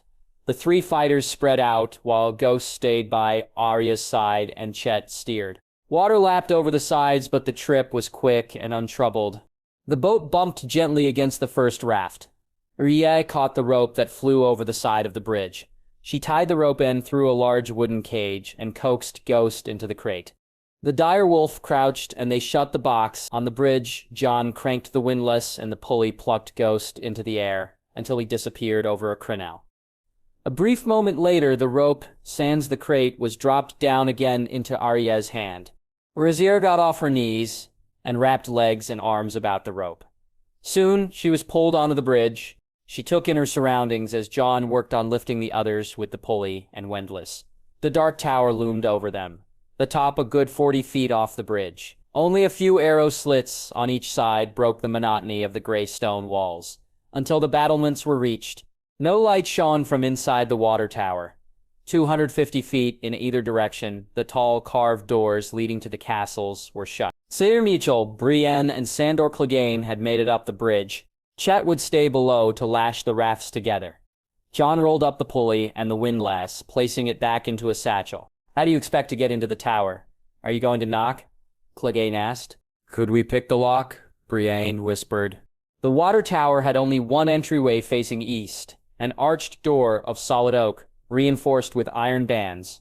A metal ring was held in the mouth of a hideous devil-like face, and attached by a hinge to a plate on the upper right. "A door like this will be barred at night, and only opened in the morning," Sarah Michael said. Jon took 2 black leather straps that tied to his wrists and wrapped about the hand, leaving the fingers free. 3 short steel claws were attached to the inner palm of each strap. "We are not going through the door. We are going over the wall." Jon took out 2 more straps and wrapped them around the feet. The claws hooked out from the soles. The black Tom nodded and then jumped into the satchel. Jon hefted the leather bag over his right arm and the rope over his left. He rubbed Ghost for good luck and moved to the northern face of the tower to begin the ascent. Jon climbed like a cat, the tiger claws punching holds and grips into the rough stone with ease. Up and up he went, until the steady burble of the river faded. Twice, near an arrow slit, he stopped and warged into Beleriand. The cat could smell the stink of men through the walls, but detected no movement. The dire wolf could smell even better, but Jon could not climb with Ghost on his back. He put those thoughts away as he climbed higher and higher until they reached the battlements. Beleriand meowed softly into Jon's right ear. He did not need the warning. From this close, he could hear a soft rattle beyond the parapet. He inched up further, hidden by the merlon, until the cat leaped onto the roof. There were 2 of them, men in mail shirts, one snoring on his back and the other dozing, his back against the wall. The black Tom hissed, and the startled Frey soldier leaned over to examine Beleriand. Jon jumped over the crenel and slammed the steel claws into the man's throat and mouth. Blood gushed out. But Jon held his right hand over the face until the body went limp. He took out a dagger and cut the sleeper's throat. From the top of the water tower, Jon could see a few faraway glimmers of torchlight in the castle. He checked the unlocked door, making certain there were no other guards. Silence still ruled over the night. Jon pulled out the pulley, rope, and windlass. He had more work to do. They assembled again on top of the battlements. Beleriand had already padded down the stairs, and Ghost followed soon after, the dire wolf descending quiet as a shadow. Sir, Macarel and Brienne readied their swords while Clegane dragged the bodies away. How many do you think are in the water tower? Arya asked. Maybe a dozen, but likely asleep. I saw no light on the climb up, Jon replied. Should we take captives, Lord Snow? They might tell us where the prisoners are, Mychal said. A captive might lie to save his life, or worse, lead us into a trap. We cannot risk any alarm. Kill everyone that we find. Search every corner and show no mercy, Jon said. They killed 10 more Frey men-at-arms on the way down, all of them still slumbering from the feast that night. Ghost could smell the ale and beer mixed with sweat. On the ground floor, Clegane unbarred the door, letting the cool breeze mix with the stale air. Well, Snow, you have gotten us into the tower, but 5 of us can't take the twins unless Ardye water dances them all to death. What are you going to do now? Sandor said. It is the hour of the eel. We have 3 more hours until dawn, and then another hour until they open the castle doors. Every day, a bit after the sunrise, the doors open, and servants walk between the 2 keeps. Jon said. What about Frey soldiers? Do they also come then? The Hound asked. Not many. Few men walk the bridge. Every morning the guards from the gatehouse break their fast at the Great Hall. Now we have a simple task, to bring more men to the tower. Jon stepped out on the north side and waved at Chet. The boy had lashed together both rafts. Jon waved the white cloth. A line of rafts began to float from the broken wooden bridge, the barrels bobbing on the green fork. On each raft, kneeling guards huddled together with Wintertown boys and little birds, in groups of 8s and 10s. The Stark men began to arrive on the bridge. It was still dark when the operation halted. 31 large rafts were lashed together, front to back, and formed a tail that stretched nearly from the crossing to the wooden piers. After they had finished, Jon directed the little birds back to the broken bridge to keep warm in the night. Many of the Wintertown crew stayed on the bridge, and wood, planks, and nails were strewn over the ground floor. Parts and ammunition for 2 carro ballista were dragged up to the battlements, and the archers staked out the slits on the walls facing the 2 keeps. 300 Stark guards sat quietly on the lower floors of the water tower, while archers waited on the higher levels. It was too early to string bows and load crossbows, so men yawned and waited. Jon sat on the floor, guarded by the Hound and Arya. He reached out and sensed Nymeria far away. The Balerion, the Black Tom, probed the castle walls until he had found a forgotten window vent overlooking a storeroom. The cat explored dark corridors, scouting for guards and smelling for prisoners. Unfortunately, every room stank of sweat and decay.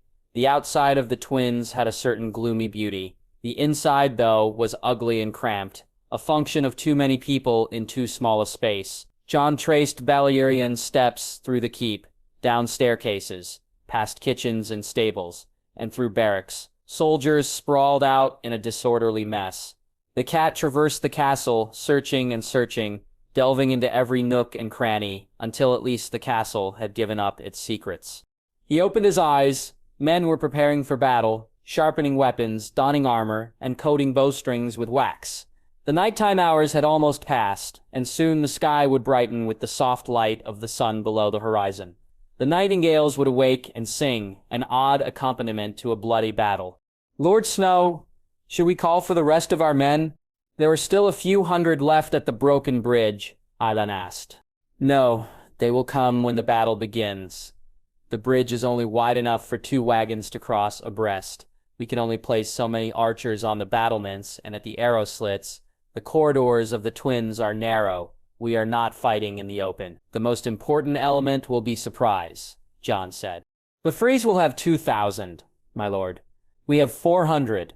We have better men, but they have the numbers, Mychal added. Summon our men, Jon said. They gathered at a guard room.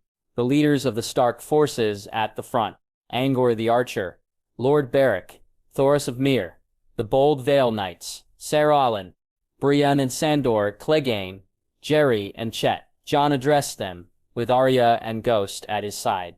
2 weeks ago, the Freys attacked Robb and the North. They slaughtered men at a feast, captured Lord Tully at a wedding to a Frey girl, killed Lady Stark, and butchered our allies. The Septons and Maesters say that the gods, the old ones and the new, curse those who break guest right, but we are not fighting for the gods. We fight for our brothers. We fight for our men. We fight to show that treachery will lose to honor and justice. Lord Snow, what of women and children, and what if soldiers surrender? Brienne asked. I intend to show the same mercy Lord Walder would give us. But as for prisoners, you may take them in battle. Make certain they will not stab you in the back.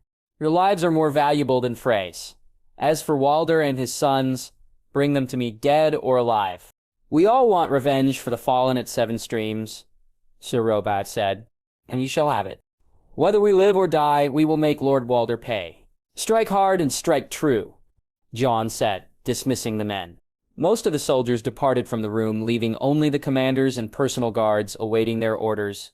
Pretty word, Snow, but do you really expect us to take the castle? How do you plan to attack? Clegane said. We have 3 goals. Jon made a crude drawing of the western castle and marked several rooms.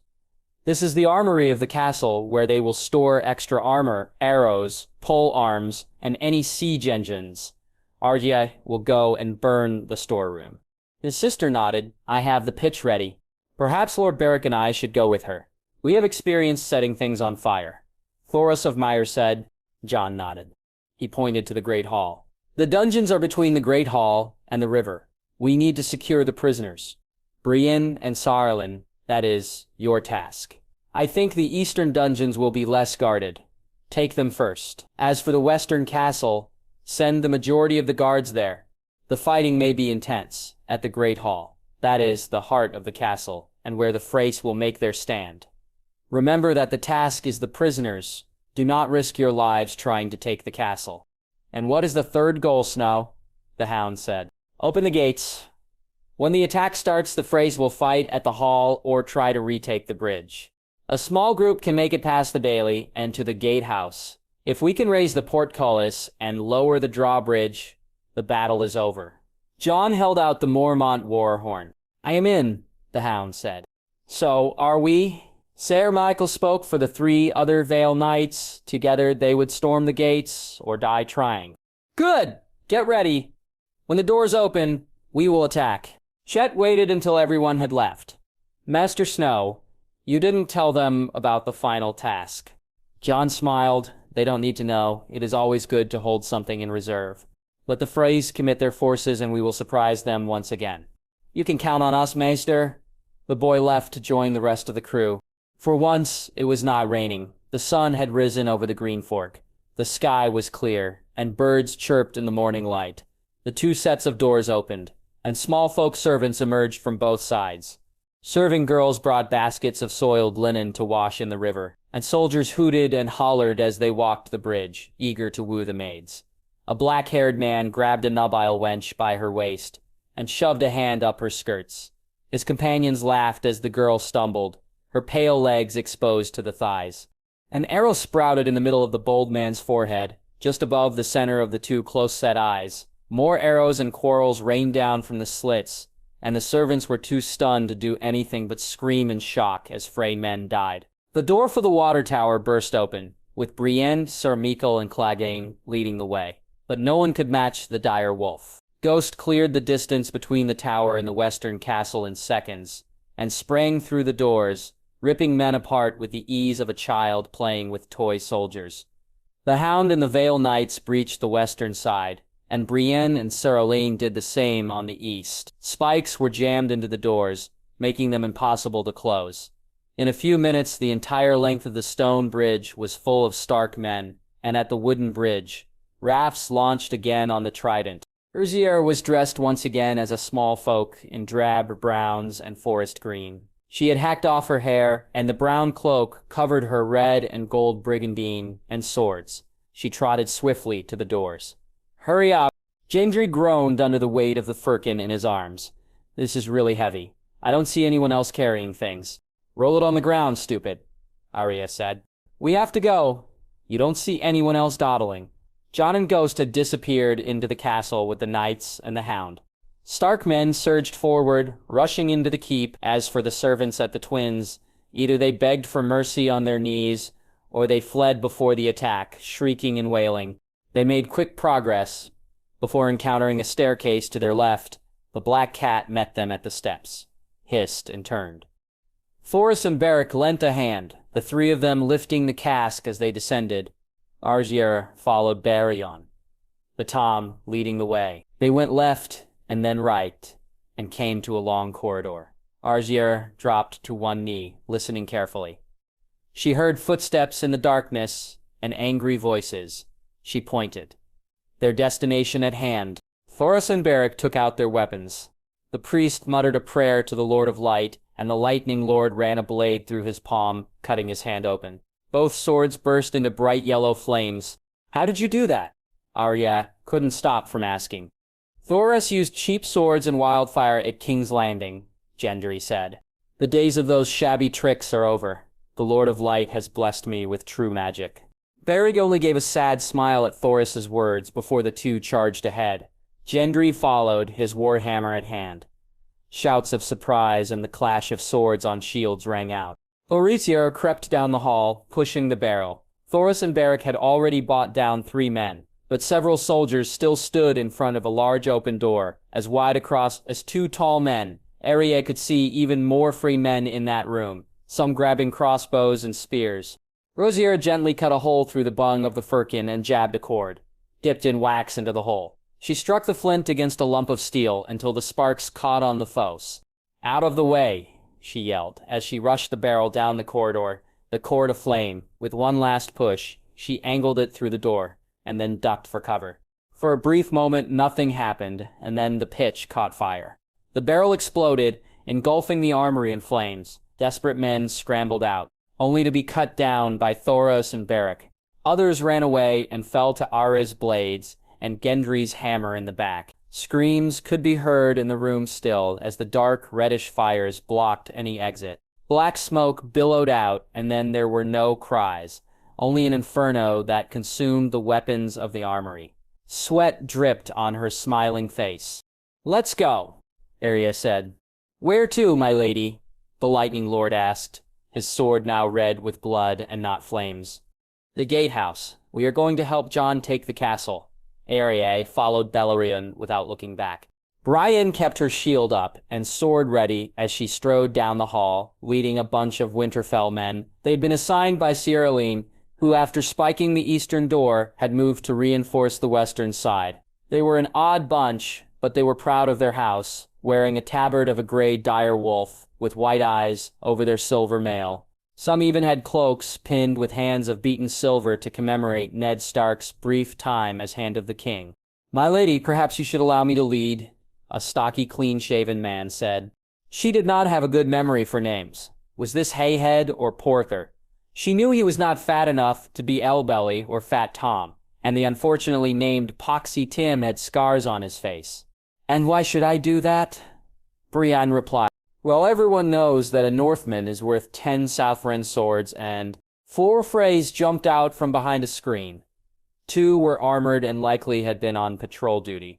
1 had only a breastplate and shield, and the last wore a mail hauberk over a gamson. Brienne bull-rushed, trusting in her steel shield and sturdy blue plate armor. She got past the first 2 men and sliced down, her blade severing the right arm of the 3rd man near his shoulder. She slammed the shield into the hauberk, the rim clanging into the chin. A brutal slice later, and the 4th soldier was down, bleeding from a cut throat. The 2 armored men turned but hesitated, knowing that they could be easily flanked. In that moment, Brienne thrust her sword into a cheek, the bloody point coming out the other side. The last man attempted to run, and Brienne brought him down with a swift kick. She pulled out a thin poniard and plunged it through the back of the gorget. "Bloody hell, Harwin. She can really fight," Fat Tom said. "You were saying," Brienne said, wiping the sword and dagger on the stained gambeson. "We are glad to follow your leadership, my lady," the stocky man squeaked. "I am no lady," Brienne said as she sheathed the poniard and took up the longsword. When they entered the dungeon, the jailer blanched, promptly threw down the keys and scurried away. Brienne thought for a moment about pursuit, but decided prisoners were more important than an old hunchbacked man. They found Mark Piper, Darren Hornwood, Lord Goodbrook, Little Ben Blackwood, and many others from the Riverlands. A tall man with a wine-stained birthmark stretching from cheek to neck took charge. "How did you find us?" Carol Vance asked. "The Lord helped some of the weaker captives to their feet. Snow. He took the bridge," Brienne responded. There were 10 highborn prisoners and a dozen more squires and pages. But besides Hornwood, the Northmen were not here. Neither was Edmure Tully. The bridge, not the castle. But how? Brienne pursed her lips. You will understand, Lord Vance, when you see the bridge. Edmure is in the other castle so that Lord Walder and the fresh scum can gloat over him, Robert Pages said. I hear many men coming. A fat Stark guard shouted. They beat a hasty retreat, Brienne and Carol Vance holding the rear. The River Lord looted a few shields and swords from the dead soldiers, and many of the prisoners had suffered poor treatment, even the young boys. She could hear the baying of hounds as they ran the corridor. At least a score of Frey men-at-arms pursued them, waving swords and spears. They made it past the doors onto the stone bridge. Stark guards defending the water tower marched east toward them. A forest of spear points down the center of the bridge. The Freys and their hounds rushed forward, only to stop in shock. A 6-foot spear whistled over Brienne's head, skewering 3 soldiers through the torso. Quarrels, bolts, even rocks rained down on the enemy, and then another massive bolt nailed a hound through his head. The dogs whined and whimpered, and men ran, only to be shot in the back by arrows. Another giant spear whooshed through the air. The ballistas on the battlements ruled the bridge. The phalanx parted, allowing them to make their way west. The prisoners stared in wonder at the hive of activity. Stark men swarmed the crossing, and more guards formed rows of 8s with spears and shields to assault the castle. At the western river bank, rafts landed against the last pier, and men scaled ropes and ladders to the bridge. But what surprised Brienne was the action around the water tower. A dozen Wintertown boys were busy with nails and wood, hammering planks together into large flat sheets. Chet oversaw the pulley and windlass, as those same sheets were being lowered down toward the river. On the tail of rafts that stretched from stone bridge to wooden bridge, small figures danced about, placing the wood decks down, and orders were shouted and relayed back and forth. What are they doing? Brienne said, wondering. The freed rivermen gaped at the line of rafts bobbing together. How did they build all this? Carol Vance asked. Wood, rope, pitch nails, and barrels. The Freys were kind enough to leave us the empty ale and wine barrels at 7 Streams, Chet said. We must go to Lord Edmure's rescue, Sir Robert Page said. You will need armor and shields, Brienne said. Chet pointed to a large pile of armor and weapons. We stripped the bodies killed by our archers. Help yourself. The boy returned to his work, overseeing the little birds and his crew. Brienne led the rivermen, the Hornwood boy, and the half-dozen Winterfell men into the castle. Here, the fighting had been more intense.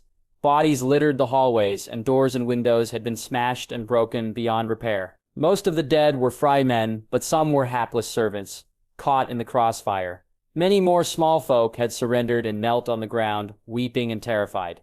She found Cersei in the Great Hall, a third of the way into the western castle. The twins were 2 formidable castles, built with extensive fortifications, walls, and towers. None of them protected from an attack from inside. The Stark forces had cleared the rooms to the Great Hall, but there they met with strong resistance. Sir Alan, we have rescued the rivermen, Brienne said. Well met, Sarah. What of Edmure Tully? Carol Vance said. The Freys are defending the staircases. They are fighting hard to prevent us from reaching them. Lord Tully is in a dungeon on a lower level, Alan replied. That staircase also leads up to the keep. Lord Walder Frey sleeps there, Robert Pages said. Aren't there other staircases down? Brienne asked. There are, but Lady Arya set the armory on fire. The flames make it too difficult to reach the dungeons from the steps closer to the bridge. Then we shall clear a path, Mark Piper said. He prepared to charge the shield wall. The Frey knights were densely packed, the kite shields overlapping. Wait, sir, there must be a better way, Brienne said. Charging a wall of shields held by trained men would be costly. In battles, such a formation was broken by cavalry, not infantry. At Riverrun, the Crakehall men made a last stand. Snow dropped a burning siege tower on their heads, and they surrendered. Carol Vance said. We don't have siege towers here, Harwin said. That was an obvious and unhelpful comment. Brienne looked around. In the Great Hall there were many, many tables, a testament to the numbers and wealth of House Frey. And if there were tables, then the benches, Brienne said. We can use them as a battering ram. The tables sat 10 men per side, and some of the oak benches were over 12 feet long and light enough for 2 men to carry and run. "A bench will not kill a knight," Harwin said. "We do not need to kill them. If we drive them back, the soldiers will retreat up the stairs, and then we can reach the dungeon." The rivermen formed teams of 2 to 4.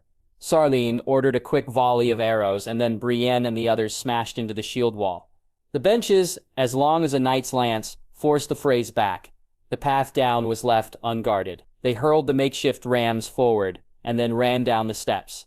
The western dungeon had more guards, but they were poor fighters. Brienne slew 2 men easily before the resistance crumbled and surrendered. Marks Piper and Carol Vance went first to their lord. A hempen noose dangled from Edmure's neck, and his feet and legs were filthy. The silver trout on the tunic was brown. The Greatjon roared when his cell was opened, and Wallace Manderley hugged Hornwood with fat, happy arms. There were others as well: Lord Glover, Rickard Karstark, Robin Rygert, Clay Serwyn, Sir Helman, Tallheart, and Patrick Mallister. The Greatjon and the other Northmen gathered over Daisy Mormont, shielding her body with theirs. Her clothes were torn and shredded. The breeches had been torn away and thrown carelessly through the prison bars. Her nose was broken, and her right eye blackened. The right cheek was puffed and darkened, and there were scratches on the arms, chest, and thighs. The bruises told a clear story about the horrors of war. "Lord Robb, how is he?" Daisy stood up, the dirty shift barely decent. She spoke through cracked, bloody lips. "He is alive, but hurt badly. Snow leads the attack on the castle," Brienne said. "My lady, can I offer you a cloak?" Daisy shook her head as Clay Serwyn handed over the breeches. She shook them out and put them on, covering the marks on her legs. "Get me a sword, or better yet, a morning star." Lord Karstark swiped a sword from a cowering guard. He offered it to Daisy, who caressed the hilt like a newborn child. Then she stepped forth and hacked off the dungeon warden's neck. The fleshy fat head rolled on the stone floor. "Lady Daisy," he surrendered, Brienne said. "Not to me," the she-bear replied. "She is right. Kill the Freys." "Where's Smaug? Is he fighting with Snow?" the Greatjon asked. "None of your men are here, or yours, Lord Karstark, or the Tullys, or any of the river lords. They could not join because the Freys held you hostage," Brienne said. "Then, how did Snow take the castle?" Karstark said, "The castle is not taken. Snow played a trick, but he has only a few hundred Stark men," Vance said. "We need to escape, but there is another matter." Robert Page dragged out a few more from the far side of the dungeon. Riain was shocked to see Sir Steffron, old, tired, hobbling, and supported by 2 young men. She recognized Olivar, Rob's squire, but not the other, a boy of the same age. They looked like cousins, but everybody did at the twins. Sir Perwyn followed, and his face was beaten and ashamed. "Fucking Freys," Karstark spat. "No, Sark. These men tried to help us at the wedding. Stevron was wounded in the leg, defending me, and Perwyn fought Hostine for killing Lucas Blackwood."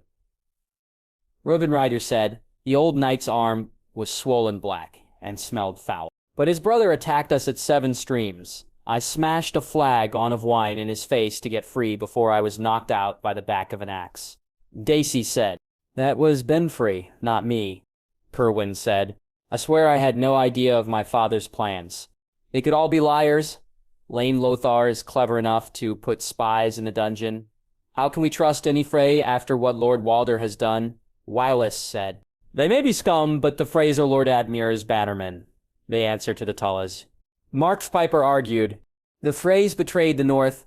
House Stark will decide their fate." "If Robb Stark cannot, then Snow will," Daisy said. The Northmen clearly agreed. "Now can we get out of this place?" "We came down the staircase in the Great Hall, but Frey Knights were defending that. We may have to fight our way through them." Brienne said, "There is another way out. That would avoid any guards," Perwyn said. "Past the armory? Arya Stark burned that one," Brienne said. "No, my lady. There is an old storeroom with a concealed postern gate. The exit is below the bridge footings and leads to the Trident, under the crossing. It was built before the water tower, so that the Freys could attack any passing boats," Perwyn said. "Lead the way. But if this is a trap, I will pull the guts out of your body while you are alive," the Greatjon said cheerfully. The drawbridge was not the problem. Once lowered, that would be hard to raise again in any reasonable time frame.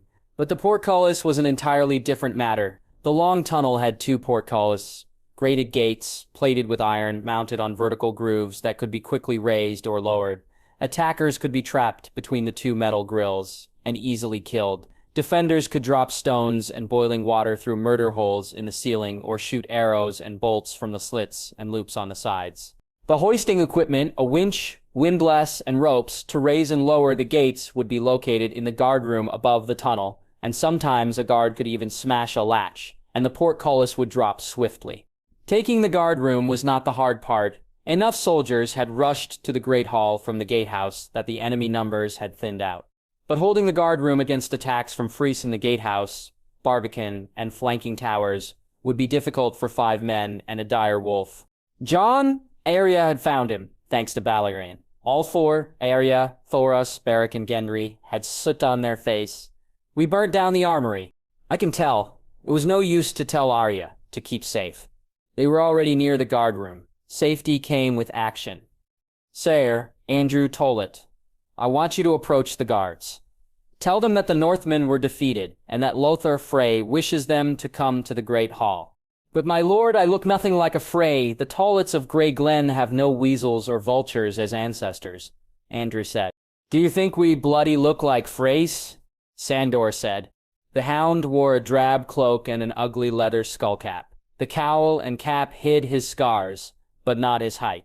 Clegane towered a whole head over any Frey. Andrew was the shortest of the Vale Knights. Perhaps you could be a knight from a house sworn to the Freys, Theric said. And what are their sigils? Tollett asked doubtfully. You can be a fucking hay, black pitchforks. I stuck one up Donald Hay's arse in a melee, Clegane said. Perhaps I should accompany Cersei Andrew as well. I will be a Septon, bringing good tidings. Thors of Myr said. The two entered the guardroom. Cheers could be heard through the thick oak door on hearing news of the victory. A few soldiers strolled through the door, only for the Hound and Jon to kill them from behind. Ghost and Balerion rushed the guardroom, followed by Lord Beric with a flaming sword, Ceremical and the other Vale Knights, and when the Frey men attempted to raise the alarm or escape from the white dire wolf, Thoros and Andrew hacked at exposed necks and arms. In a few moments the bloody work was done. That was not noble, Lord Snow, Thoros lamented. No, it was not. We are here for revenge, not to be celebrated in songs, Jon said. They sealed the doors, blocking them as much as possible with tables and doors. A rope and pulley system on the far west side of the room linked a counterweight to the drawbridge. Seer, Mitchell, and the Vale Knights lowered the bridge. At the same time, the Hound and Gendry put their backs, legs, and arms to work on the windlass, lifting first one gate and then the other. Jon located the latch in the center of the guardroom. He took out the auroch horn that Maegis had given him last night.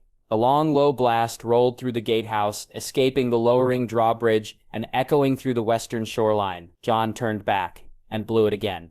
The noise sounded through the castle, striking fear and dismay in the defenders. And then one last blast came from the war horn.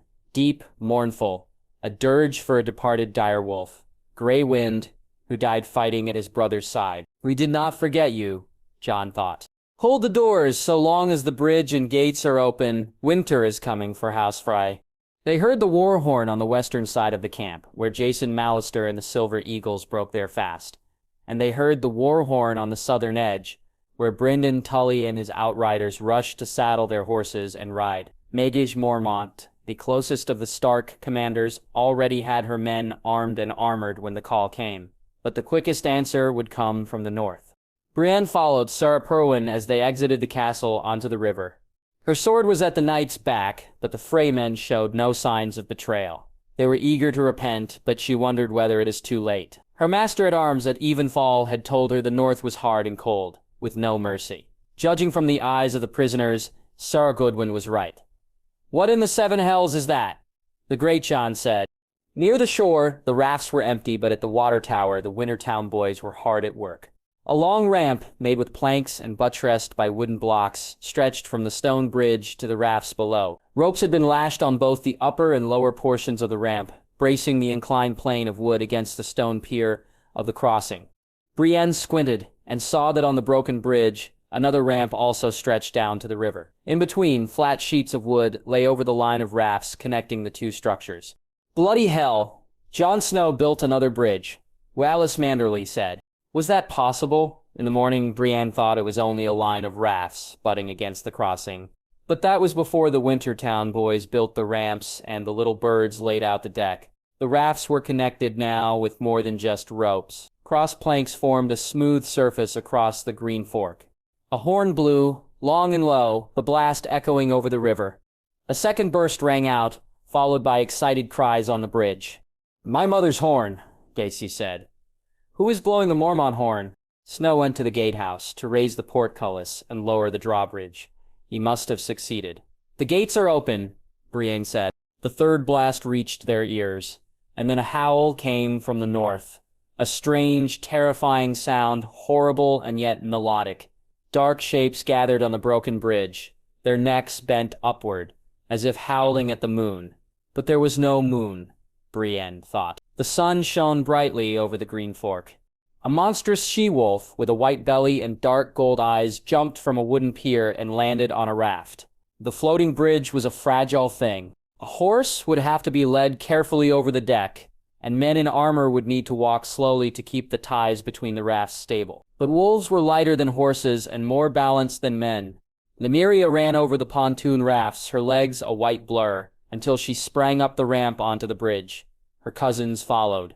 Hundreds and hundreds of gray wolves. The dire wolf howled again at the water tower, and then raced west into the castle. Her little cousins followed, snarling and gnashing their teeth, ready to hunt and kill. The frenzied wolf pack passed the Stark soldiers without breaking stride. Screams broke out in the castle. Brienne almost felt sorry for the Freys. Only 2 doors led to the guard room, and the Freys were too stupid or too afraid to go through the window. The gatehouse had 3 floors. A bold man could climb down a rope to attack.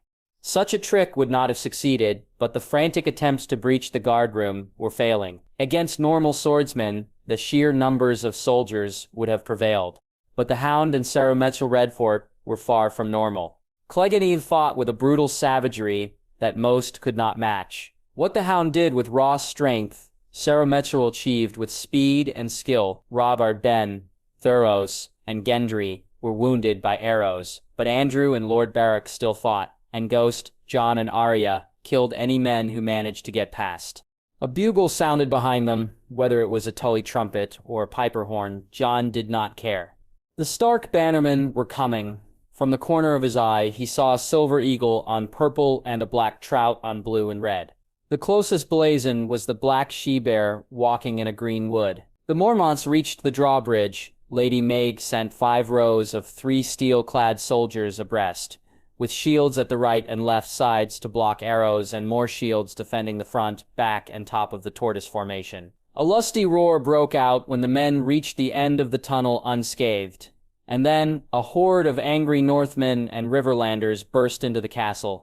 "Snow!" A knight with a sigil of a black toad or frog on a white lily cried out in panic. "Snow, will you accept our surrender?" "That depends, sir. Were you at Edmure Tully's wedding? Did you attack my brother's men at Seven Streams?" Jon shot back. The old knight looked like he would piss himself. He ran, only to fall to Nymeria's jaws as the dire wolf ripped out his throat. The Hound and the knights watched as the other Frey soldiers fell to the she-wolf's pack. They walked down the steps of the gatehouse to the keep, the Hound and Sir Mackle guarding Jon. Truthfully, he didn't need them with Ghost and Beleriand at his side. Nymeria accompanied Arya, and dozens of wolves cavorted around the courtyard. In the inner bailey, joyful reunions broke out between the ex-prisoners and their families. The Manderley brothers hugged, giant bellies jiggling as they slapped each other on the back. Jon saw a sheepish Edmure speaking quietly to the Blackfish, Tydos and his sons, Holster and Brynden embracing little Ben. Happy Vances and Pipers and Maeg and Lyra Mormont holding Daisy close. Like always, the bellows of the Karstarks and Umbers threatened to drown out the other bannermen. Ser Lyanna and Chet approached, unconcerned about the wolves surrounding Jon and Arya. "Report, sir," Jon said. "We have done it, Lord Snow. We have broken them. A few Freys have barricaded themselves on the upper levels of the keep, but our men only need rams to batter down the doors. Tell the Freys that I demand their surrender. If they do not open the doors, the deaths will be more painful. And what about the prisoners? Maester, Lady Brienne freed the prisoners. We saw the ones from the eastern castle on the bridge, and Cletus and Dennis saw the others on the western riverbank, Chet chirped. You did well building the pontoon bridge, Chet. The Wintertown boys performed admirably. And make sure to thank the little birds, too, Jon said. The boy beamed with pride. A crowd of bannermen had gathered around Jon and Arya. The Blackfish, the great Jon and Lady Mormont, pushed themselves to the front. My lord, what are your orders? Alyn said. I want every Frey brought to me, living or dead. Find them all, Lord Wather, his sons, their children and children's children. Jon said, Lord Snow, we have not taken the eastern castle. Some of the Freys and their men may have escaped. Alyn said, first, clear every part of this castle. Then, take the eastern castle with no loss of northern lives. Jet, find ravens either in the rookery here or back at the camps. Send ravens and riders to all the nearby holdfasts, village and inns. Anyone who shelters Frey men will suffer the same fate. Joan stopped and thought, bring all of the prisoners to me. Kevin Lannister, Baelor Hightower, Tarly, every squire and lady from the Tooth, every captured knight and lord. Let them see the fate of traitors. And send our most trusted men to escort Sansa and Robb here, Joan said. It may take time, Lord Snow. Lord Walder has a very large family. Then Robb will be here to see justice done, Jon replied. The great hall was already full of snot-nosed Freys, praying to the Seven for mercy. A few minor prisoners had been delivered, Lord Craighall and the Strongboar, Brax Knights, Lord Yastren, Prister men. The throne of black oak, with the Frey sigil, carved on the back, reserved for the Lord of the Crossing, was empty. Jon had spent the hour writing ravens and speaking with the chastened lords. Among the bannermen, only the Mormonts could hold their heads high. Some of the pack had departed for the forests and hills, but others remained, devouring horses in the stable. The wolfhounds in the kennels were all dead. Nymeria, Balerion, and ghosts sat near Jon, and ravens fluttered about, waiting to take letters south and east. They dragged to Lord Walder, his bald, chinless head wearing a look of stunned disbelief. Raymond and his sons were brought in, kicking and screaming, and a few others were bound in ropes with their wives, sons, and daughters.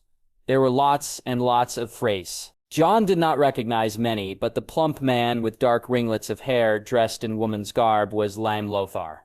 We found him trying to escape as a serving wench. He was hiding with the maids in a storeroom, Lord Beric said. Nymeria leaped forward, snarling, traces of blood still visible on her face. Jon raised a hand, and Ghost veered in front of his sister. The two dire wolves trotted back to their bonds.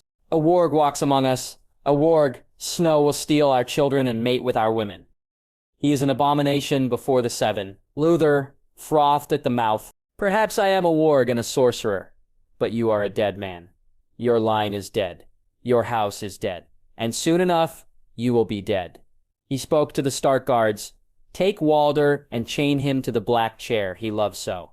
Make certain he has a good view. The old man babbled and screeched as Elbilly and Fat Tom grabbed and carried him. Chet and Jerry tied ropes firmly about the wrists, arms, and neck. It was still morning on the Green Fork. Jon looked about the great hall, full of terrified prisoners. More were coming. When the sun sets, House Frey shall end. In the great hall, no one dared to speak as Jon examined the abomination. The bards would claim that the crowd was shocked into silence by the ghastly sight, but it may have just been the smell. The putrid stench of rotting flesh dominated the air. Grey Wind's head had been hacked off and sewn on a decapitated body. A circlet of iron with a few ungainly spikes was nailed to the head, a mockery of the crown of winter worn by the Stark kings. The dead body was bloated, oddly warm, and infested with squirming white maggots. Bumps protruded from the ravaged skin, reddish-black shells about to burst into flies. A broken crossbow bolt jutted from the neck, and the smoke-gray fur was blotched with dried brown blood, like the dream. The golden eyes were sad. "Where is the rest of the body?" The girl froze. Jon waited for a response. After a long silence, the young servant gulped and looked up. In the garderobe, near the rookery. That's where they cut up the wolf. Sarah. "Me, lord." She stammered the last few words, and shrank back, like a dog about to be beaten. "Bring me the rest of the dire wolf, every bit you can find," Jon said. After 2 weeks, there would be little left, but Grey Wind deserved their best efforts. The wench nodded and hurried off. Who? The question hung over the hall like a dark cloud. Jon did not bother to repeat himself. Robin Ryger, his right arm bandaged, cleaned, and set into a cast, stepped forward. Aelwood, Lord Snow, a good man, he was a Tully guard for 6 years. Bury Aelwood in a cairn by the Trident. Mark his name, Jon said. Chet, wash Grey Wind in water and wine, take off the metal band. Wrap him in a shroud of linen and find herbs. The Wintertown boys cut away the stitchings and placed the headless body in a wheelbarrow. Jon gently closed the dire wolf's eyes before Chet took away the head with great care. Who did this? Who cut off Grey Wind's head? It was our maester, a Frey girl blurted. Someone shoved forward Brennet, a bald, double-chinned man with raven droppings on his robes. Maester Brennet whimpered and fell on his knees in supplication. I doubt he took the body from Seven Streams and brought it to the twins, who hatched this idea of parading Grey Wind as a trophy of war. Few Freys met Jon's eyes. The other prisoners from the Westerlands and the Reach looked away, hoping to avoid any unwanted attention. The maester of the twins continued to blubber. It was Wayland, my lord. The answer came from a small, skinny boy with the face of a fox. And you are? Walder, son of Jamos. They call me Big Walder. I am the oldest grandson of Lord Frey named Walder. Hoyland is my father's brother and married to my mother's sister. How do you know? I heard Lothar and Wayland speaking of it, and my uncles gave him the honor of carrying the wolf head to Lord Frey. The skinny boy said. Jon nodded. Small John Umber grabbed Wayland by the scruff of the neck and hurled him forward. A girl wailed before her young mother hushed her with a hand over the mouth. The boy lies. I had nothing to do with this. I was drinking at Seven Streams. I never touched the wolf. The man babbled away. Maester Brennet, is it true? Jon asked. The fat man in gray gave a fearful nod, and Wayland shrieked in alarm. He turned a hateful look at Big Walder, but the boy's cold eyes did not blink. Lord Snow, we could put them to the question, Harry and Karstark said. No need for torture, Jon replied. In the morning light, ghost eyes gleamed blood red like a face carved into a heart tree. Bring me a barrel of pitch and a torch. The Northmen trussed Wayland like a chicken to be roasted over a spit, bound by rope over shoulders, arms, and legs.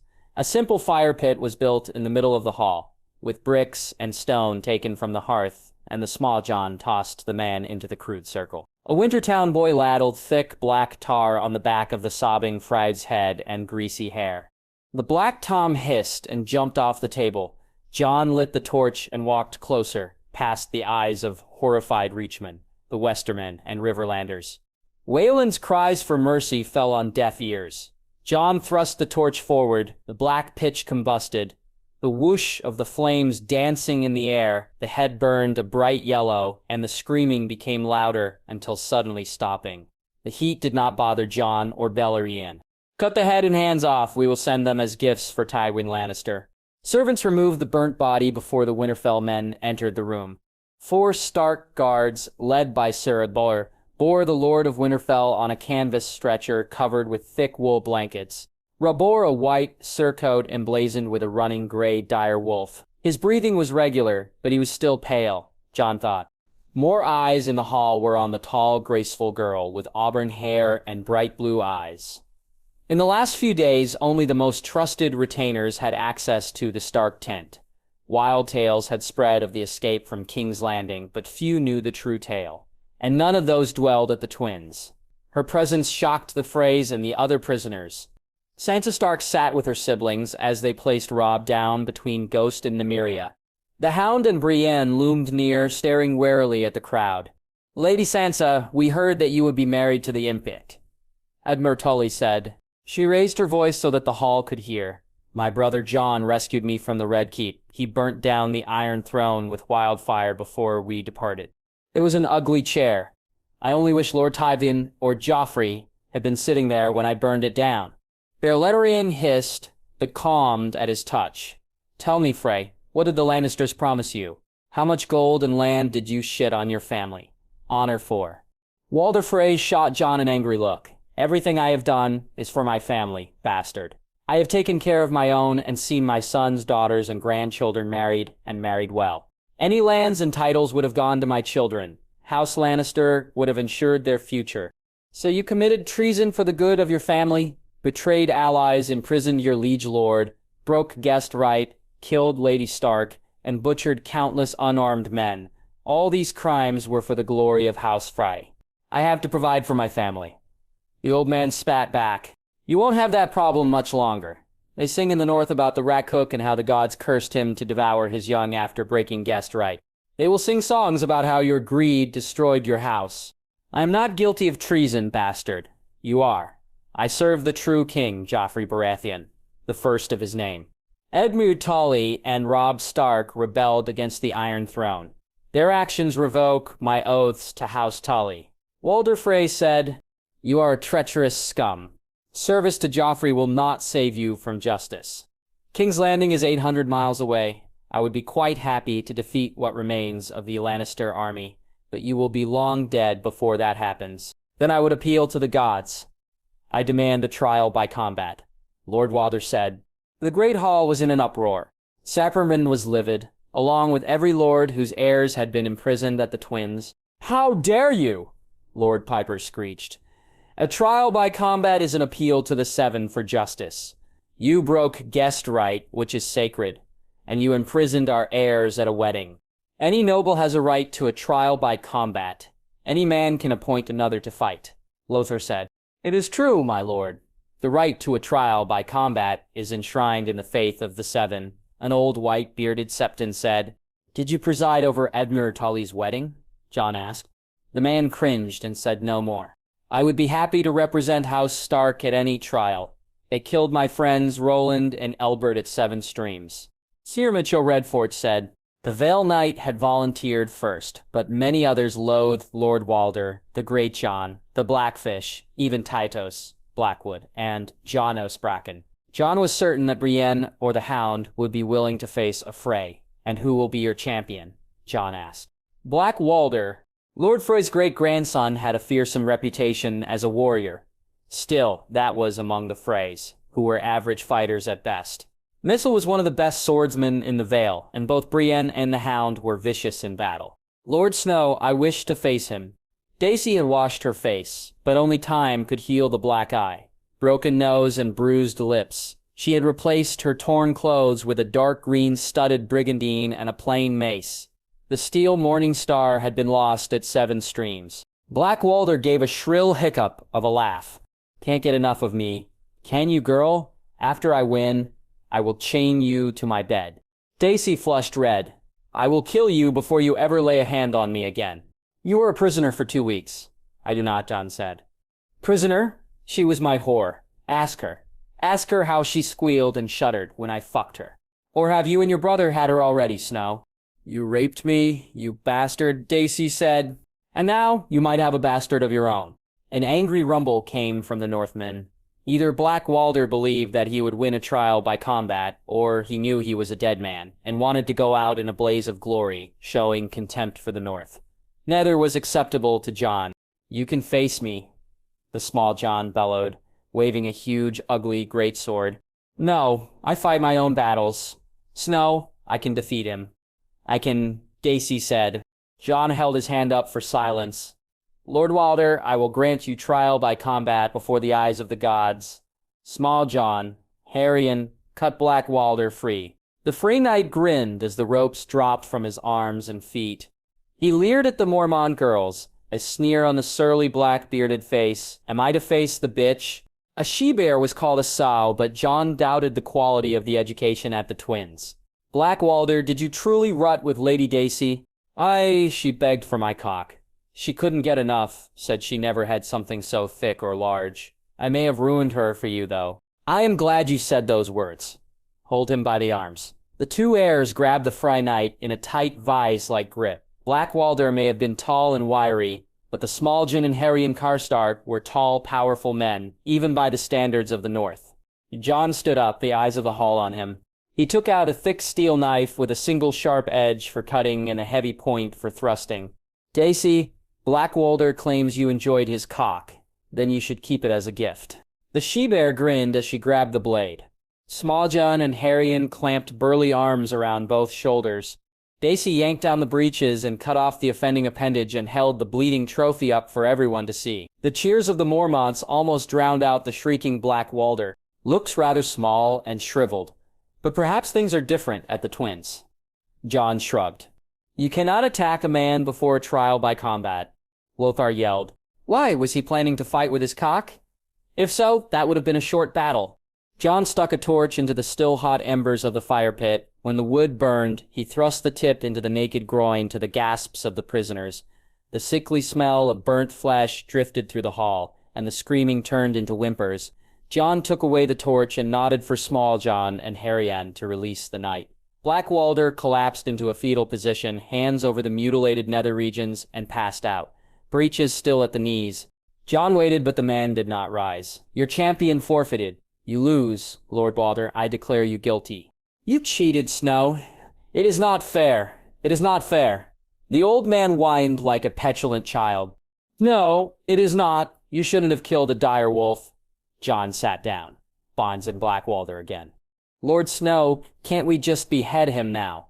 It is a waste of rope, Harrian said. No, his cock belongs to Daisy Mormont, but his life belongs to me. Black Walder will not bleed to death.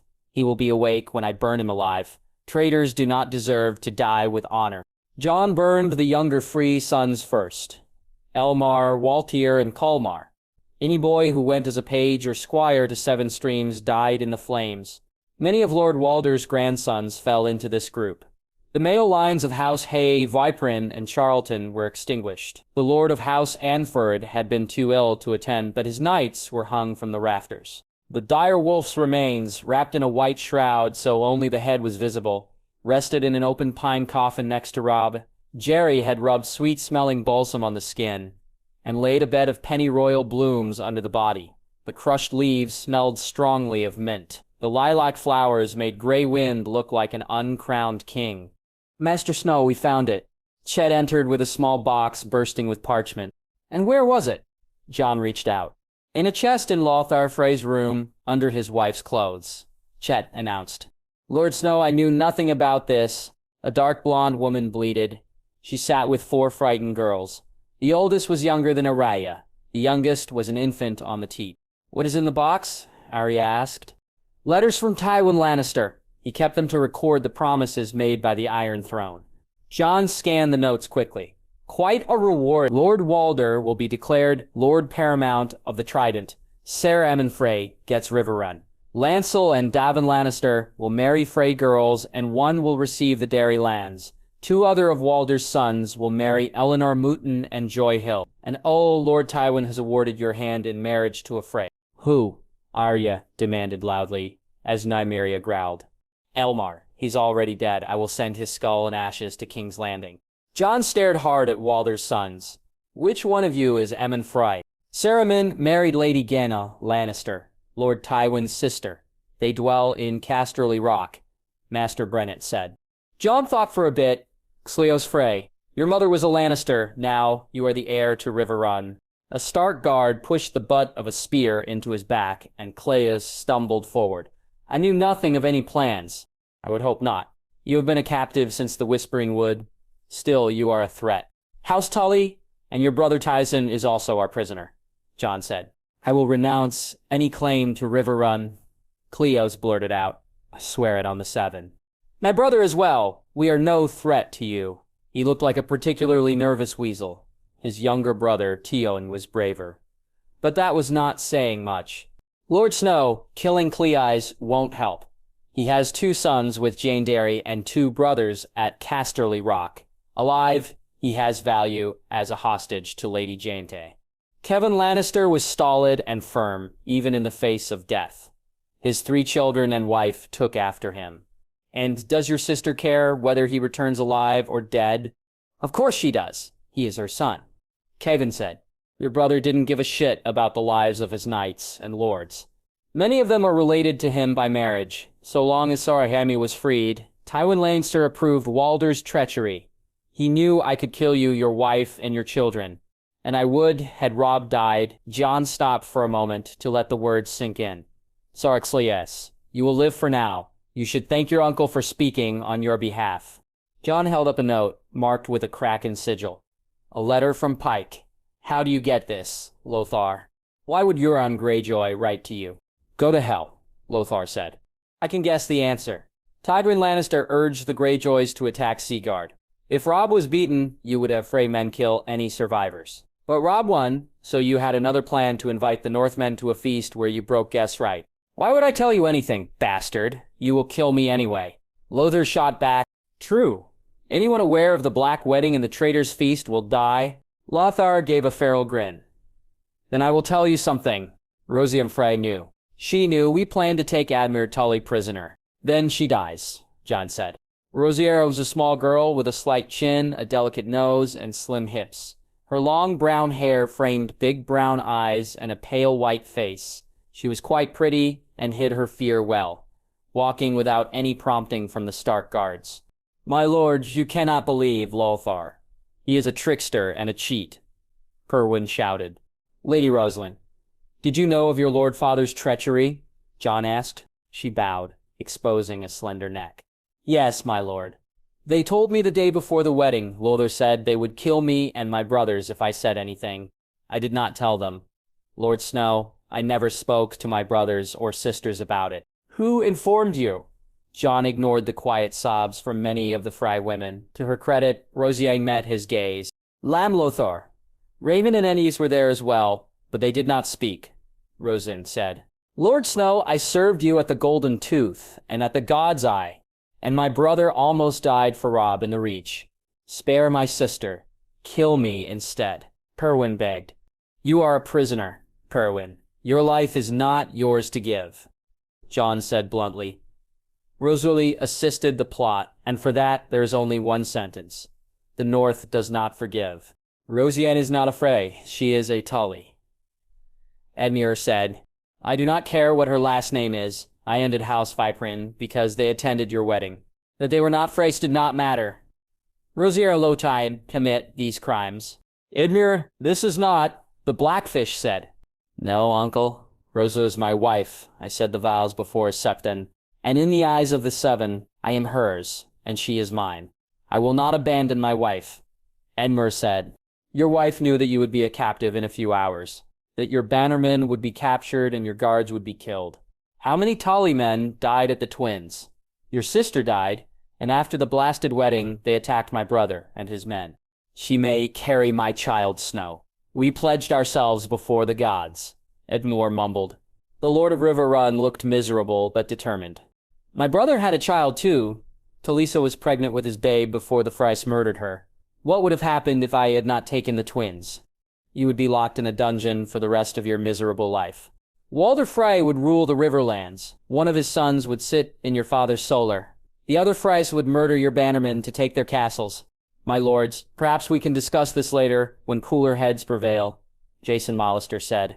I won't allow my wife to die. My men will protect Rosalind. Edmure said, that was the wrong thing to say. Your men died at the Twins. Your men did not rescue you. House Stark saved you. House Stark captured the Twins. House Stark freed your bannermen. Jon's anger carried through the hall. Lord Snow, our uncle, is disquieted over his recent imprisonment. His fears have made him speak unwisely. Perhaps we can come to terms over Rosalie. Sansa said. Terms? What terms would this be? Jon said. Edmure must offer something of great value for the life of his lady, Sansa said. Lord Snow, I offer my services to the North. I will pledge the swords of House Tully to Winterfell. I will shield your back and keep your counsel. Jon bit back a sharp retort. Riverrun had few swords left, and while he valued the Blackfish, he did not need Sarah Brendan to wage war. The lords and knights in the hall went quiet, joining the silent prisoners. Edmure was no relation of his, but the Tully lord shared blood with Robb, Arya, and Sansa. Jon looked at his fallen brother. No, not fallen. Robb was not dead, only resting. One day his brother would rise again and rule the North from Winterfell. Robb would be more generous with Lord Tully, and Jon had to put his own feelings aside. Jon spoke first to the prisoners. If I were Lord of Winterfell, there would be no settlement. I would kill all of you, but I am not Lord of Winterfell. My brother is, and he is more merciful than me. Pray that he lives. because if Robb dies, I will be far less kind. He turned to Edmure. These are my terms, sir. You will swear an oath and bind your children and children's children. For 100 years, House Tully will follow the commands of House Stark without fail. Edmure gulped and nodded. The Blackfish was resigned to his nephew's folly, and the other river lords were too weak to object. Jon turned last to the lady in question. Rosier le Chaffray, you are pardoned for your crimes. Go back to Olivar and Parwin. Those two have served the North well. You will be safe with them. But your other brother was at 7 Streams. They threw Benfrey into the fire pit. He screamed a long time. By lunchtime, a dozen sons were already dead, their skulls and hands in a pile in front of a slack-jawed Walder Frey. Some hadn't died by fire. One, a particularly fat, slovenly man, had protested that he had done no fighting and was only told to get the great Jon drunk. Merritt Frey had passed out during the feast and not woken until the fighting was over. Her brother had listened and then ordered servants to bring out a butt of wine. The giant barrel was taller than Arya. The protesting Frey was drowned, his chicken-like legs sticking up in the air. What a waste of wine. Ser Andrew Tollett sighed, licking his lips. If it was only one fry, the knight might have taken a sip. But a half-dozen other men were held under until their bodies stopped thrashing. Their corpses were removed, but the vintage was already spoiled. Praxelia picked at her boiled beef and radishes. It was tasty enough with bread and cheese, but she would have preferred to leave. Jon departed before lunch, his priority sending ravens to expose the promises that Tywin had made to the Freys. Arya knew that stripping an ancient house of their castle and breaking guest right would set highborns against the lions. The question, though, was whether anyone besides the North had the courage to fight. Jerry, did my brother leave this behind? Sansa pointed to a piece of parchment. No, my lady, it is a list of names sentenced to die. If the maester doesn't return, we will kill them after lunch. The blond boy cheerfully replied. Rudyard could see a dozen more fracks on the sheet. Lord Walder was the last, with only Ryman and Lenny Lothar before him. These 12 would all die by fire. Why does he have to burn them? Couldn't Snow simply execute the guilty? Brienne said. But he has. The archers, crossbowmen, and men-at-arms who surrendered were beheaded this morning and thrown into a mass grave. Only the highborn were burnt. Jerry added. Brienne turned white, but they yielded. I am sorry, Lady Sansa. Your brother is a cruel man. He could have spared them. Oh, please. Snow has been less violent than expected. Clegane snorted. What would Tywin do if the Freys attacked his men at a feast? Far worse than Snow, Tywin butchered the 3-year-old Terbeck heir and drowned everyone in the mines of Castamere. Why is death by water any worse than death by fire? But they could be sent to the Wall. There, they would still serve the 7 kingdoms. Why would we want Freys at the Wall? They are liars and traitors. Areo demanded. Rosier, her sister hissed. She turned to see Rosalind's pale, ashen face, leading half a dozen ladies over to their table. Some were older, some younger, but all the Frey women had been crying. Abrier scowled and stabbed the beef as some meaningless pleasantries were exchanged. Lady Sansa, I am glad you are freed from King's Landing, Rosalind said. Lady Rosalind, I wish you happiness in your marriage. Sansa replied. May I introduce my sisters and nieces? My nieces, Zaya, daughter of Tydos, Fairwalda, daughter of Staffon, and Alex, daughter of Simond. And these are my half-sisters, Tyda, daughter of Alyssa Blackwood, and Arion, and Shiri, daughters of Inara Faring. The last one was only 6 and clung to her older sister's skirts. I am pleased to meet you all, Sansa said, with grace and courtesy. Areta did not pretend to be pleased. Of the many daughters and granddaughters, these 6 looked least like Lord Walder. That was no accident. My sisters and nieces wonder what will become of the castles. It is the only home they have known, Roseanne said. Sansa blinked. I do not know. Why not ask Lord Edmure? House Tully rules the Riverlands. Everyone knows that Snow will decide our fate, Tyda said bluntly. She was the oldest Frey, and still unmarried at the age of 30. Jon had not executed any women, at least not yet, Arya thought grimly. She suspected a few wives, but there was no evidence. Lothar's wife, Alefford, had nearly passed from hysteria, denying any involvement and knowledge. Her niece, Lady Alyssa, attempted to console her, that Lyanna Frey was still in a panic over her girls. Lady Sansa, I beg you to speak to your brother on behalf of my sisters and nieces. They fear for their future, Rosalind said. Jon keeps his own counsel, Arya said abruptly. That is quite true, Sansa admitted. I have not seen him for more than 4 years since he left for the Citadel. Surely your husband might intercede for your sisters. Snow is not likely to listen to Lord Tully, Tyda declared. We do not know who else to ask, my lady. It is a hard thing to wait while others determine your fate. Arya stood up. I need air. She ignored her sister's reproof as she left the hall. No one bothered Arya on the walk to the bridge. Nymeria had not left her side that morning, and the dire wolf was more fearsome than any night. Further, everyone was busy. Hundreds of prisoners needed to be watched and guarded. The Mormonts counted the soldiers still healthy enough to fight. The Umbers and Karstarks took charge of the baggage and the supply train. The Wintertown boys focused on food and fodder. The Manderleys scoured both castles for any loot. They found chests of silver, bags of gold, jeweled rings, silk bolts, fine tableware, and suits of enameled armor. The servants at the Twins had been pathetically eager to give up Walder Frey's treasures. They were deathly afraid, Arya realized. The sun passed its highest point. A flock of small folk gathered on both shores to gawk at the pontoon bridge, like villagers attending a royal tourney. The foresters sang while they helped the little birds dismantle rafts. Wine barrels rested on the banks, waiting for barges. Septons preached fiery sermons on how the father punished Lord Walder for his crimes. Bloody fools, she thought. It had nothing to do with the gods. Winter came for House Frey. Arya Stark, a graceful woman, watched the murky green water rush under the bridge.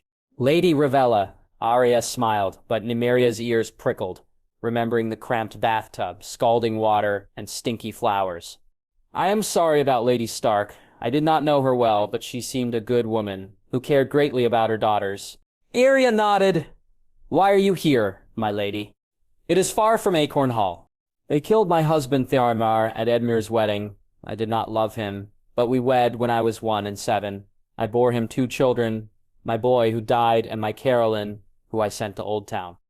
The Freys stripped his body and threw it, with his slain knights, into the river. My brother will kill his murderers. The servants claim Snow will bake Walder Frey into a pie to serve his family. Lady Smallwood sighed. Vengeance won't bring back my lord. Why are you on the bridge, Lady Arya? I thought you would be seated at the high table with your brother and sister.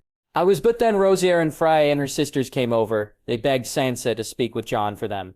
Arya snorted. I can understand their fear, the lady said softly. Why, Jon hasn't executed any women or children. In her mind, the squires that fought at Seven Streams were as guilty as the men. What happens next? Your brother will kill any Frey knights or men at arms. Who will protect them? Where will they go? What happens to a highborn lady without a home or gold? They can return back to their other families. Walder took wives from many houses. So did his sons, or they can go with Rosalind to Riverrun. Arya said, Do you think they will be welcome there? The Freys butchered the Tully guards. They killed Edmure's knights and imprisoned his companions. The North may remember, but the men of the Trident do not forget. No, child. Their fears are well placed. My uncle is an idiot. He should have set her aside. He had been with her for a few hours before her brothers threw him into the dungeons.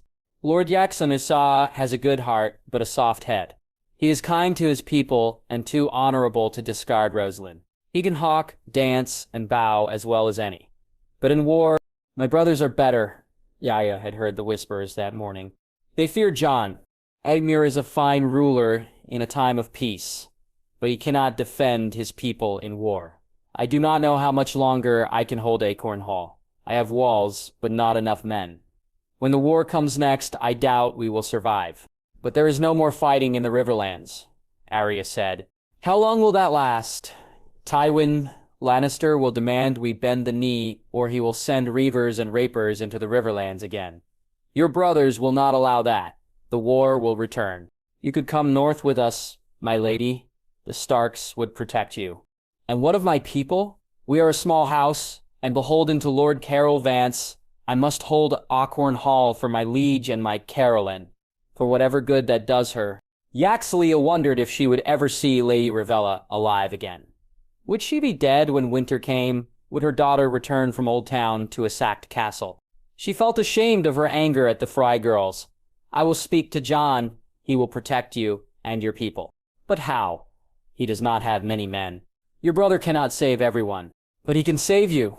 You are pledged to Carol Vance, and the Vances are loyal to Reborn. Edmure has sworn his swords to Winterfell.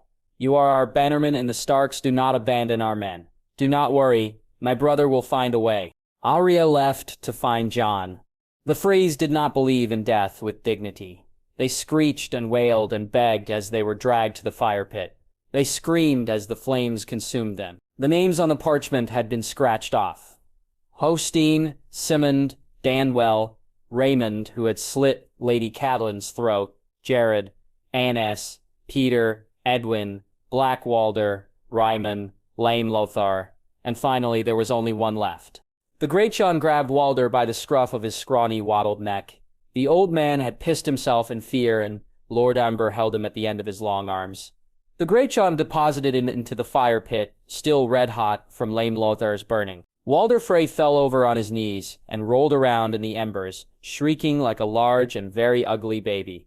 "No last words? No clever jibes?" Jon asked, as the Wintertown boys brought over a small cask full of black pitch and tar. Only sobs could be heard from the pit. "Count yourself fortunate, you will die quickly." Chet lit the cask and the flames burned red, yellow, and black. Jon dumped the barrel of burning pitch on Walder, the liquid fire pouring down the eyes, the nose, and the throat, and encasing the body. A short, shrill squeal, and it was over. The last and final Lord of the Crossing was dead. For dinner, servants delivered cauldrons of mutton and a thick broth of ale and onions to the hall. To their shock, the Freys ate with the other prisoners. Only 3 of Walder's sons survived: Stepheron, Perwyn, and Olivar, and a handful of grandsons over the age of 5. Jon listened to both Arya and Sansa. That night, he left the castle to sleep under the stars.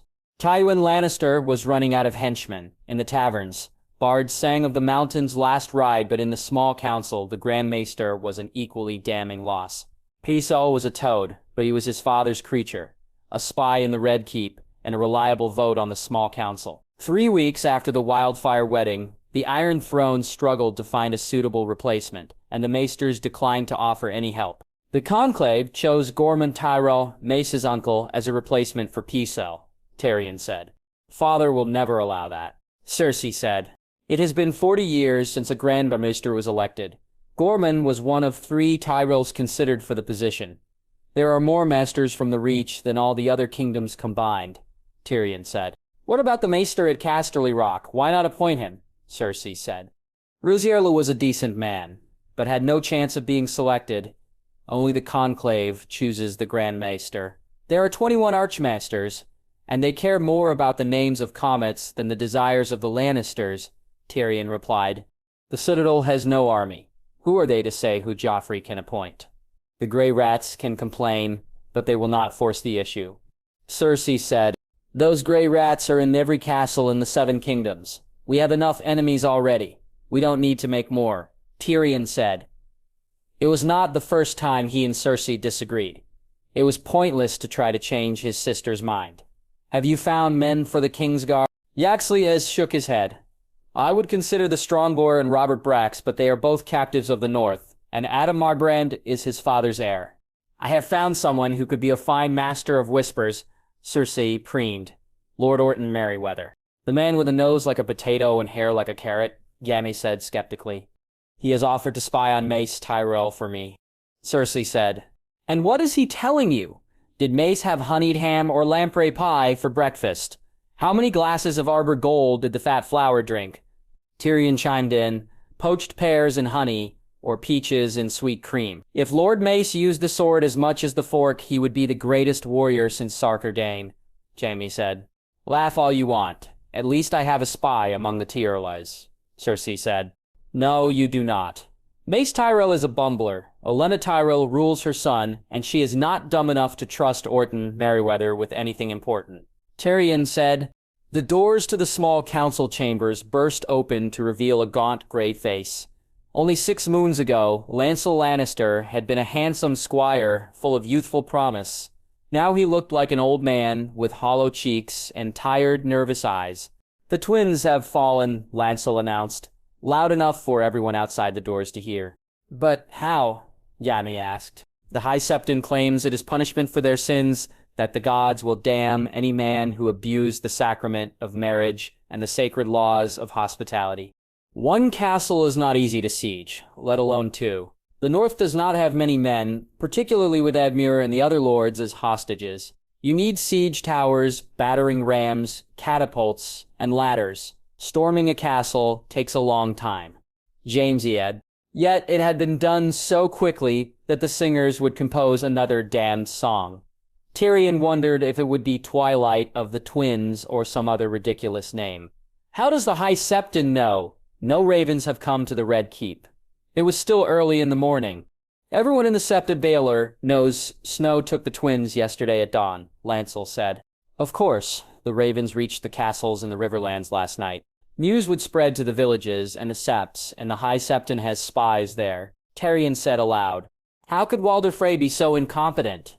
Perhaps the battle was bloody and both sides lost many men. "If Snow is wounded or killed, that would solve our problems," Cersei ranted. "The Septons say Snow suffered no losses." He crushed the phrase with ease. He did not even need any rivermen to fight for him. "Joffrey will be angered greatly. This defeat will bring shame to the Iron Throne," Cersei said. "Shame the throne? Who cares about Joffrey's moods?" Lancel exploded. "My father, mother, brothers, and sister are all prisoners. The maester at the tooth says that Mother and Jamesy were dragged north after the Freyjaw shat on guest right. Jamesy is a girl of 3 name days. What do you think the White Wolf will do to her? Will he kill her in front of my father and mother, or sell her as a slave to some savage at the end of the world?" "Joffrey is your king, sir," Cersei replied sharply. Lancel looked at her with loathing. "He is a fool that chopped Ned Stark's head off. He is not fighting this war. Joffrey ran like a coward at the Wildfire wedding. We all saw his courage. Fortunately, Jaime stopped Cersei from spewing more nonsense. Lancel, your fears may be overdone. I was a prisoner at River Run with your father and brothers. We were treated better than we could have hoped. Walder Frey is a dead man, but your family had nothing to do with his treachery. Why would your mother or sister be harmed? Then why were they taken north? The prisoners were safe at the Tooth. My family had nothing to do with this, but yours did. As soon as you were safe, your father plotted these shameful deeds. Tywin Lannister only cares about you, Jaime. He doesn't give a shit about the rest of us. He would be happy to trade all of our lives to win the war. There is no proof, Sarah, that Lord Tywin had any ties to Walder Frey's schemes, Cersei said. His face purpled. Stop with your lies. The truth has already won. The gods will punish those guilty for these crimes. I will pray to the Mother for mercy and to the Crone for wisdom. And if my family should be saved, I will dedicate my life to the faith. Lancel stormed off. He didn't tell us whether Edmure Tully was rescued or died in the castle. Cersei complained. Ask Lord Merryweather and his vast network of spies, Tyrion quipped. Jaime laughed. Cersei did not. As the new master of coin, Tyrion had far fewer guards. He took all of them, Bronn and Pod, into King's Landing. Whatever the Septons knew, the Sparrows would as well. With the Riverlands at peace, the number of refugees in the city had shrunk. The ones that remained were more militant and better organized. The Sparrows had no love for Lord Tywin. They were angered at the destruction in the Riverlands and furious about the crimes of Walder Frey. Tyrion wondered how they would react to this news. They arrived at the manse just south of the Iron Gate. Olive-skinned spearmen stared hard at the carriage. They were backed by more guards in canary yellow robes and white hewer dresses with heavy crossbows. Oberyn Martell seemed like a dandy, but he had fought in the disputed lands and founded his own company of sellswords. It was a good thing that Dorne and the North were far away, Tyrion thought. Both kingdoms were good at war. The steward announced their names to the Martells. 3 sand snakes lounged under the fruit trees in the garden. One glared, one scoffed, and the last stared curiously at him. Their father ate breakfast with Elleria and a slender young man with curly black hair and brown skin. Tyrion wondered why the Summer Islander looked familiar. Tyrion Lannister. Oberyn pushed forward a plate of flatbread, olives, and dates stuffed with cheese and nuts. Eat. I don't murder guests like Walder Frey, or Tywin Lannister. Thank you. As Pod and Bronn took a bite, Tyrion stole a glimpse at the letter under the Red Viper's plate. A hungry raven ate corn from the young man's hand. "Why are you here, Lannister?" Illyria said. "I have come to ask about my niece, Marcella, and whether she has taken well to Sunspear and the Water Gardens." Tyrion said. "He wants to see what we know about the twins." The third Sand Snake said. "The news must have just reached the Lannisters." "Is that so? Did it arrive by Raven?" Oberyn smirked. "Our spies in the Riverlands sent a letter. Everyone on the Trident knows of the Lannisters' treachery. The Trident was a long river. The news might have spread as far west as Hornvale and Deep Den, and as far east to Saltpans. By tomorrow, all the Westerlands would know, and ships calling at the Bay of Crabs would visit the Vale and Cracklaw Point. I hope Snow sent your father a raven. I would have loved to see Tywin's face. Dear Lord Hand, you are a lying piece of shit. Lothar Frey has confessed all," Oberyn said. "Those are only words. There is no proof that my house was involved. Snow has letters, written in your father's hand, with the Lannister seal to Lothar Frey. He read them aloud to his lords. Your father promised River Run and Derry to the Freys. He also would marry Joy Hill and Eleanor Mooton to Walder's sons. The wolves will tear Lord Mooton to pieces for his treachery. The Dornish prince was enjoying himself immensely. At least Joy, his favorite uncle's daughter, would not have to marry a Frey. She was a sweet child and deserved better." Tyrion gave up any pretense of ignorance. "What else does the letter say? How did Snow take the twins so quickly? And what will happen to the prisoners?" "Which set of prisoners?" Oberyn asked pointedly. "The spy writes that Snow took a bridge with a bridge. We do not know what that means." "A mummer's riddle." There were 3 sets of prisoners at the twins. Idmir, Tully, and the Highborn from the north and the Riverlands were one. The Freys were another, although Tyrion doubted anyone would shed tears for them. The third were the hostages from the Reach and the Westerlands. How angry would the North be about his father's actions? "Is Edmure Tully alive?" Tywin asked. "Who gives a shit about Edmure Tully? He doesn't matter." An elegant sand snake said, stabbing a blood orange with a curved dagger. "What plans does Snow have for the prisoners? Will he kill the Freys? And what of the men captured in earlier battles?" Tyrion said. The oldest sand snake, a tall, angry, muscled beast of a woman, snarled, "He should strangle them with their own guts. Fortunately, you do not decide their fate." Tyrion replied. The youngest girl, who looked as innocent as a septus, spoke gently. "You must forgive Obara. She is furious to miss the fighting. Snow is younger than her by many years, and yet he has won battle after battle. And now he has exposed your Lord Father as a cheat and a liar. I already know my father's character. Tell me what Snow will do to the prisoners. He has my uncle, my cousins, and many aunts. He holds over 50 Lannister squires. We don't know. I have someone I trust at the Citadel. 4 years ago, Jon Snow was just a clever boy, eager to learn. He would have forged his links and become a maester in the north. But your house started a war with the Starks, and he left Old Town. Lord Tywin thought the 7 kingdoms orbited around him, but orbits can shift, as Archimaester Valen claims. Snow can wipe out an entire generation of highborn in the Westerlands, Oberyn said. That was true. The North had captured every Crakehall. None of Lord Roland's sons were wedded. The Leffords, the Liddons, the Braxes, the Serrets, there might be a few children under 5 back in their castles. But the Westerlands would suffer a huge loss if the prisoners were killed. Tyrion shuddered at the thought. Strange, isn't it? To live in fear and pray for mercy from your enemies. That's what House Lannister has done to their bannermen. Oberyn said. Tyrion could not disagree. The wailing and weeping of women resounded through the godswood of the Red Keep. Tales of the storming of the twins had spread like wildfire through the city. Margaery kept her calm, but her companions and ladies were painfully aware that House Stark marched the prisoners from the Reach north the past fortnight. Owen Fossaway waited with the other retainers as Mace held court over whatever tidbits of information the Tyrells could gather. "Why are you crying?" Lady Olenna, munching on crackers and cheese. "It is my Alan. He was so brave and eager to go to war," Alinor said, wiping her red eyes. "And now he might lose a hand, or a foot, or even have his eyes gouged out." Owen shook his head. He was fond of Alinor, but she certainly enjoyed her drama. A homely, pox-scarred woman walked forward, completely out of breath.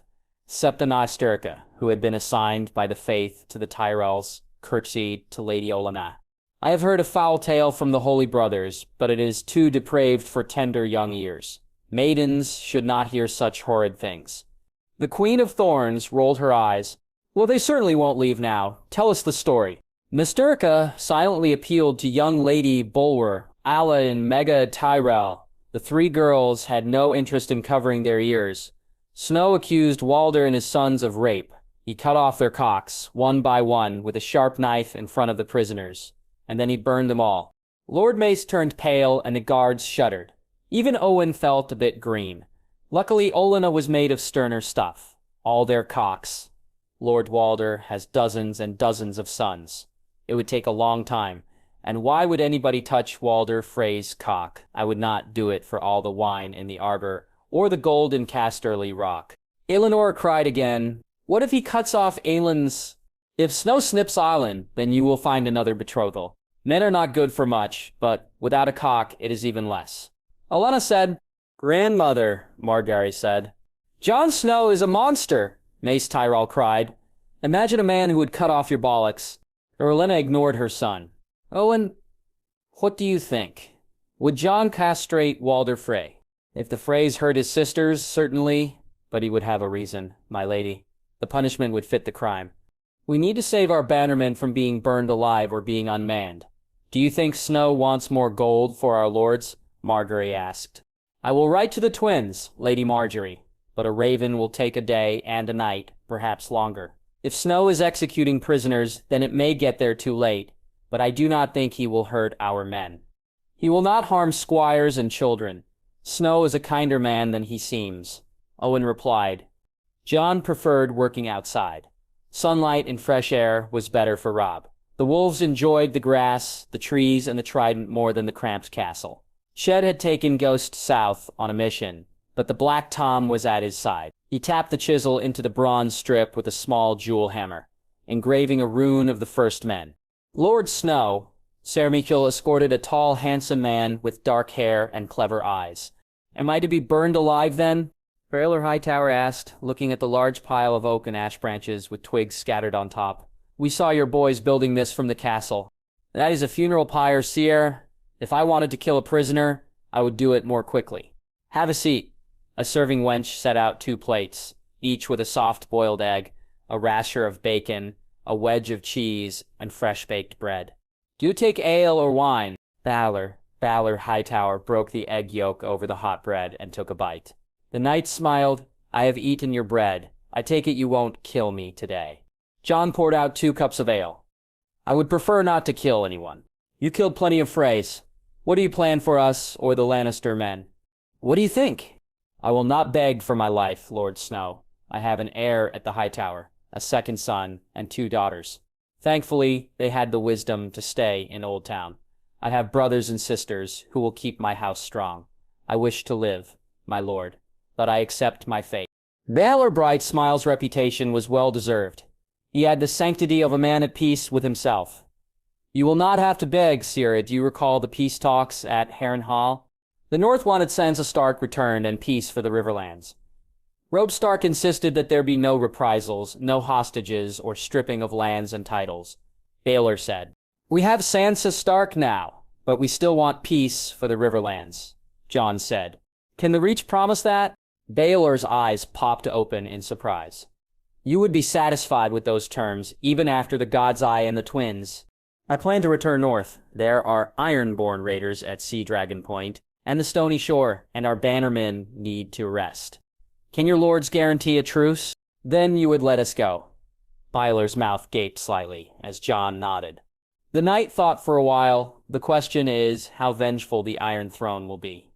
The Tyrells were happy to accept the deal at Harrenhal. It was Baelish and Joffrey that refused. I do not think they will allow the Tyrells to remain. Lord Paramount, after Tywin, promised Riverrun to another. But I doubt that the throne will attaint the other houses. They may want hostages, though. I will give you terms for your release. I want peace. No raiding, no looting, an end to all fighting. The Rivermen need time to rebuild, so no levies or taxes for 5 years. Baelor frowned at the last demand. Kings are eager to extract gold and gifts from their vassals. A year of pillaging should be enough. Tywin's men burnt and sacked much of the riverlands. The villagers need a good harvest to survive through the winter, Jon said. I certainly agree with you, Lord Snow. And I know that Sir Gylan, Lady Marjorie, and Olenna do not want war. What would you have me do? Speak to the other lords, sound them out on this offer. I want their word that they will seek no punishments for the river lords and that they will protect the small folk, Jon said. I shall but, Byler hesitated. Lord Snow, this does not settle the matter. Tywin Lannister will not forget his humiliation, and Joffrey, I was only in the Crown Lands for a short time, but they say nothing good. He is not a kind or intelligent boy, and will be a poor and cruel king. He will carry a grudge against House Stark to his deathbed. We do not like him either. I will come south again, sir, and next time my army will be larger and better equipped, Jon said. Baelor finished the meal quickly. Permission to speak freely, Snow? Jon nodded. My house is one of the greatest in the Seven Kingdoms. With Old Town, we are as rich as the Tyrells. We can muster 15,000 swords and our own fleet of ships. We have influence in the Citadel and the Faith. We have a long and proud history, yet for 150 years, the Hightowers have not played the Game of Thrones. Do you know why? Of course, Otto Hightower was Hand of the King in the Dance of the Dragons. My great-great-uncle nearly destroyed our house. He married his daughter to King Viserys and schemed to get his grandchildren on the Iron Throne. It led to a terrible and bloody war. Otto lost his head, the Lord of the Hightower was killed in battle, and his sons, grandsons, and great-grandsons all died in the war. His daughter went mad before she passed 2 years later. And what is the point of the story, Sir Beatori? Jon said. Power has a price. The Iron Throne is a poisoned chalice. Those who try to rise too high often fall, and their house suffers from their ambition, Baelor said. You should tell that to the Tyrells, Yadron said. I am not Otto Hightower, etc., and my enemies do not have dragons. Neither Robb or I hunger for power. We bear no anger to Lady Marjorie, but I doubt that Joffrey's reign will last long. Sir Baelor was true to his word. The Stark guards had escorted the knight to the Solar at the Twins. 2 Wintertown boys hid in an alcove nearby and eavesdropped. The knight exerted a great deal of influence on the Reachman. After the initial shock of the offer, the other lords and knights were eager to hear the full details. More importantly, none of the highborn, not even the truculent Randall Tarly, had any desire for revenge against the Rivermen. Most only wanted to return home. There was no love for Joffrey Baratheon in the Reach. That afternoon, Jon spoke with his sisters. Sansa expressed her worries, but Arya was eager to return to Winterfell, and both were glad that their lady mother would receive the honors due to a Tully of Riverrun. They gathered the commanders of both the Northern Army and the River Lords in the Great Hall of the Eastern Castle. Jon stood with Arya and Sansa, and flanked by Sandor Clegane, the Vale Knights, and Brienne. Sir Baelor attended as well as Lord Fossaway and Tarly. There was no need to mince words. We are going north to Winterfell. But what of the Riverlands? We cannot defend our lands against the Iron Throne. Clement Piper said aghast. Sir Baelor spoke. We will talk to the Tyrells. The Reach does not want any more fighting in the Riverlands. In King's Landing, the Tyrell army is larger than the Lannister forces. Tywin is not reckless enough to send his army away for no profit. Lord Tywin ordered Amory Lorque, Vargo Hoat, and Gregor Clegane to raid the lands around Trident. All 3 are dead, and their men slain or scattered. Good riddance. Tirely spent. I have given Sir Baelor my terms. No raids into the Riverlands, no hostages, and no stripping of titles, Jon said. How will they force us to give hostages when we have so many prisoners from the Westerlands? Jonos Bracken said. Jon shook his head, and the River Lords suddenly realized their true predicament. You are going to release our prisoners, even the Lannister men, Bracken cried. They are not your prisoners, Lord Jotted says. The army is returning north. We have been gone for too long. Second, Lord Yadmir is a bannerman to House Stark. He swore to follow my lead. And third, the prisoners belong to Winterfell. This is my decision. Jon looked about the room. We are not jailers. We do not threaten to hang men to force their surrender. I did that at the Tooth, only to ensure supply lines. Your bastard was locked up at the twins, Lord Bracken, and your son, Lord Mallister. Do you want that for others, that they grow old in a dungeon? The war in the Riverlands is over. But what will happen to us? Tytos asked. It is likely that House Tully is attainted, and the rest of you will have to bow and scrape. But that will not last. Jon said. Lord Snow, I could hold River Run for 2 years with a few hundred men and a few Lannister hostages, the Blackfish said. And what kind of life would that be? The Iron Throne would lay siege with thousands of men.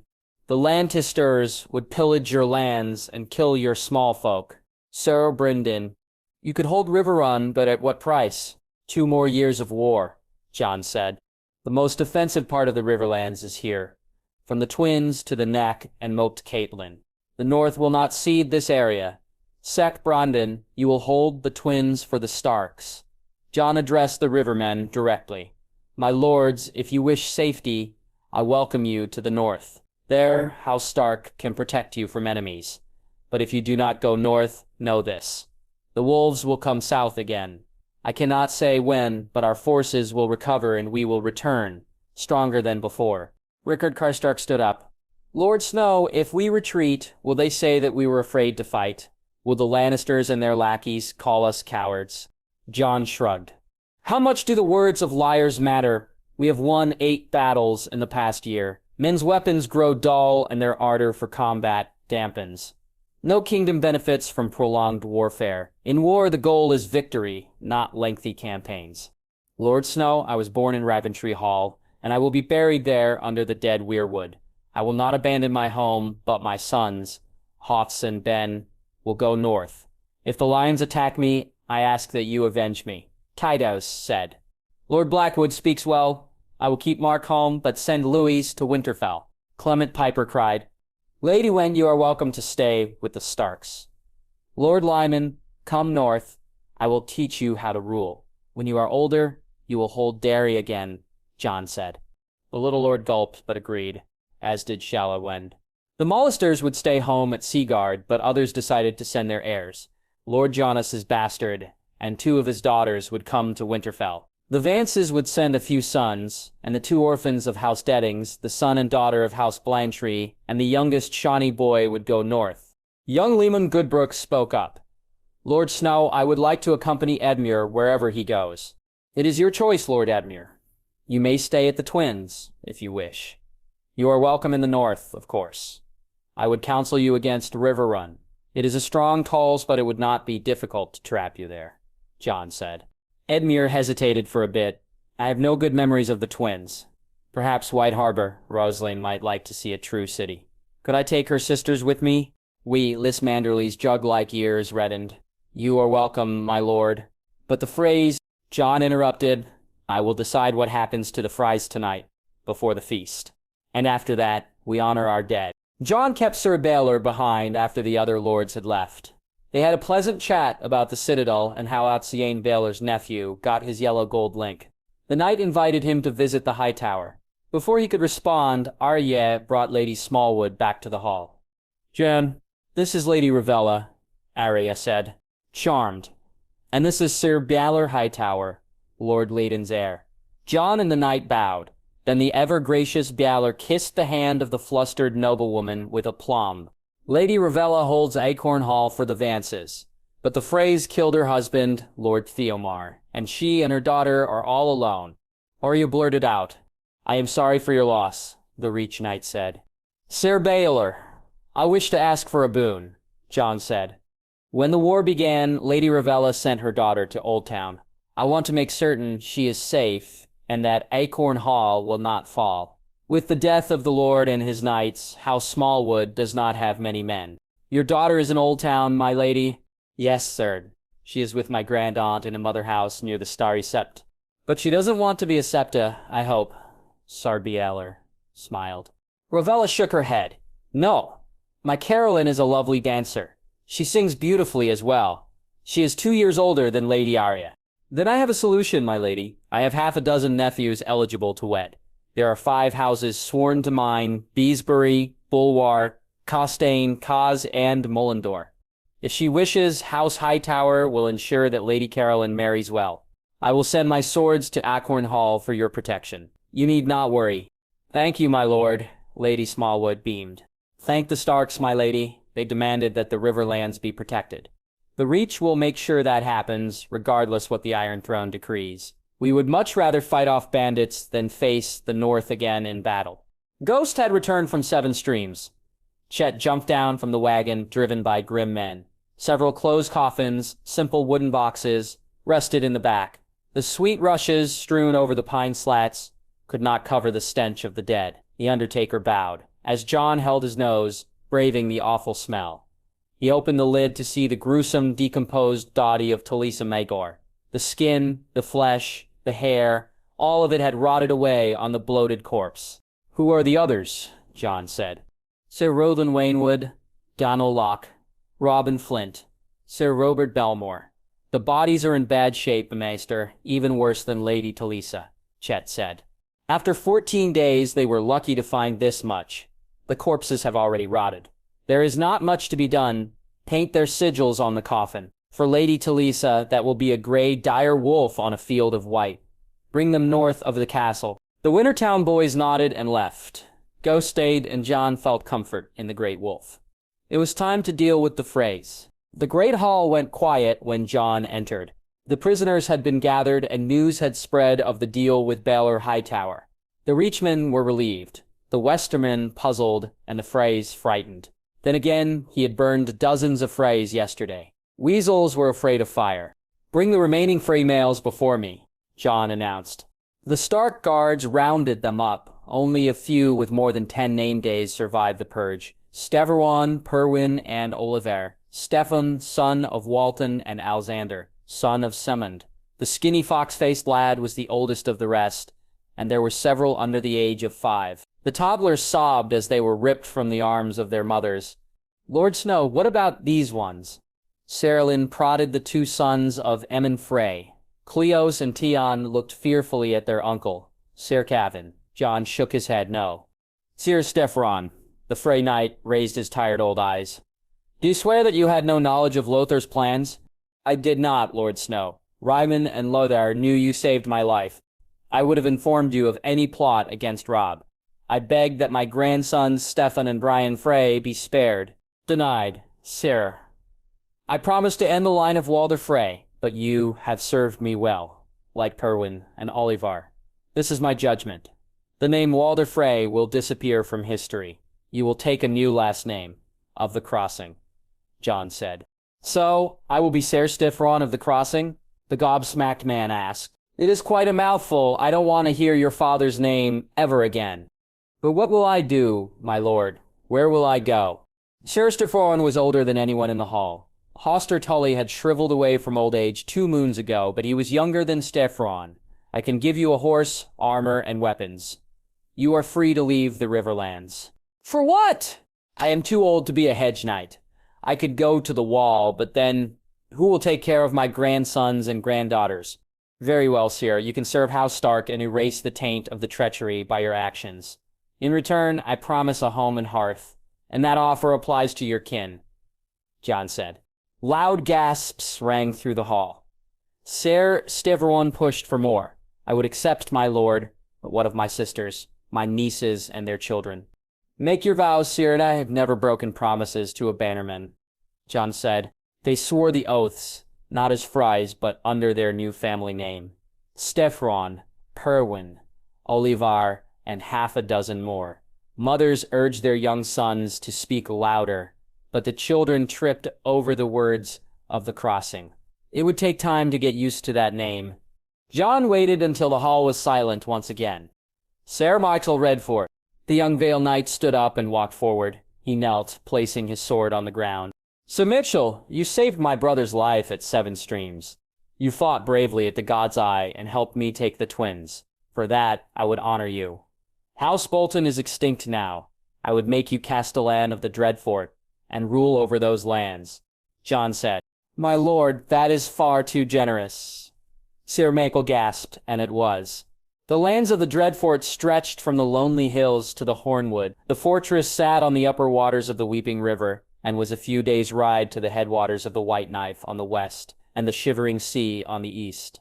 House Bolton's wealth was as great as any Stark bannerman. Sansa Stark, Jon called. His sister rose and faced him. Ser Michael, you are Castellan, you hold the Bolton lands in trust. But my sister will award fiefs to those who serve House Stark. The Vale Knights, the highborn driven from the Riverlands, and the Freys. Lady Sansa will take charge of the Frey women. Sansa will see to their positions, marriages and futures, and dower them with land and gold. Only those loyal to Winterfell will be rewarded. Sansa curtsied. It is a great honor. Jon grimaced. It is a great deal of work, and it will be enormous trouble, but I trust you to do this well. Ser Michael, when my sister is finished, your family will rule the largest holdfast in those domains. You can create a new sigil for your house. Thank you, my lord. I promise before the old gods and the new to always be your man. My descendants will honor that vow to the end of days. Ser Michael said fervently. Not to be my man, to be a Stark man. To be loyal to the North. Jon corrected Michael. The Vale Knight swore his oath again. And to the North, I say this. You fought and bled for Winterfell. Chet, bring out the treasure. The Wintertown boys heaped the plunder high at Jon's feet, chests of gold and silver coins, casks of gems, bolts of silks, yards of silver and gold braid, jeweled cups, and ingots of precious metal. Jon held up a fistful of coins. Behold, the spoils of war, but gold produces nothing. It is pretty to look at, but it will not feed a man through winter. We will take this treasure and transform the North. We will build ships and harbors, roads and bridges. We will trade timber, fur, honey, and iron with Essos and connect the salt spear with the bite. The gold will be shared by all of us, to make certain that the North will have meat and mead at their tables. The old men will not have to die in the ice and snow, and when we are strong again, we will go south. When will that be, Snow? The great Jon yelled. When will we make the lions tremble again? When Robb has recovered, when our army's numbers swell, and when we can wage war on swift wings, give me time, and we will destroy our enemies. Jon answered. They lit the fireboat at dusk. Kellen Stark's body had been embalmed by Maester Vaemon and Brennet, the organs removed and placed into 7 clay jars lying at her feet. The vessel was a simple wooden boat, without sails or oars. Lady Catelyn's body had been cleaned and washed, and the Undertaker had done his best to stitch the throat and smooth the torn skin. A gray cloak of House Stark was spread underneath her, and she was covered in thick woolen blankets of blue and red. Rosieren's offer of a gown of blue silk had been rejected. Neither Arya or Sansa would let their lady mother be buried with any trace of the twins. Lord Hoster was laid to rest, clad in shining silver plate armor, a blue and red surcoat and a great helm with the crest of a Tully trout, a wooden sword. Mail gauntlets, a hunting horn, and a great oak shield accompanied Hoster to his final rest. Lady Catelyn only had a small banner of Lady knit hastily by Sansa, but an entire army paid their respects. Arya and Sansa stood on the bridge, with Edmure and Brynden, and Jon watched from the shoreline next to Robb and the dire wolves. Lords from the north, the Reach, the Riverlands, and the Westerlands bowed their heads to the flaming ship. Stark men saluted from both sides of the river. The straw and wood already caught fire. As the funeral boat passed the crossing, Sansa and Arya dropped 2 torches from the bridge. There would be no flame, arrows, or burning sails. The Green Fork slowed down at twilight, and the boat lingered, as if the trident wished to offer a gentle embrace to Lady Catelyn. The burning boat receded into the distance, and the remains would sink down in the riverbed, where the lords and ladies of House Tully rested in death. Lady Arya and Lady Sansa, I am sorry for your loss. I heard that your lady mother died bravely, fighting for her house. Ser Baelor said, paying condolences for the Reachmen. I would rather that my sister be alive, Sir, Edmure Tully said. He glared at Sir Cavan, Lord Craighall, and Lord Brax, who stood awkwardly, waiting their turn. Thank you for your kind words, Sir, Sansa said. The Reachmen bowed and walked away. Why are they here? Edmure hissed.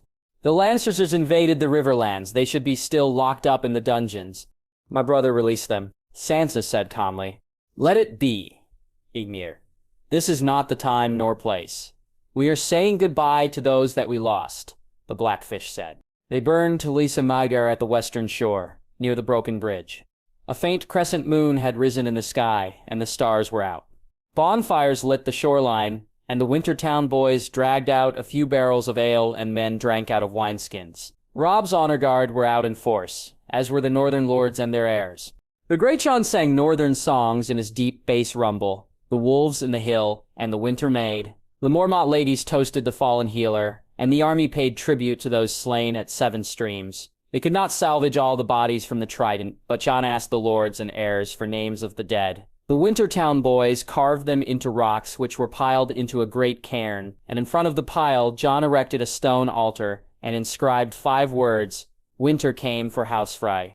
After Jon collected the ashes of Talisa and her unborn babe, they burned the other bodies. Sir Olin, Sir Olbert, Donal, Locke, Robin Flint, Owen Norre.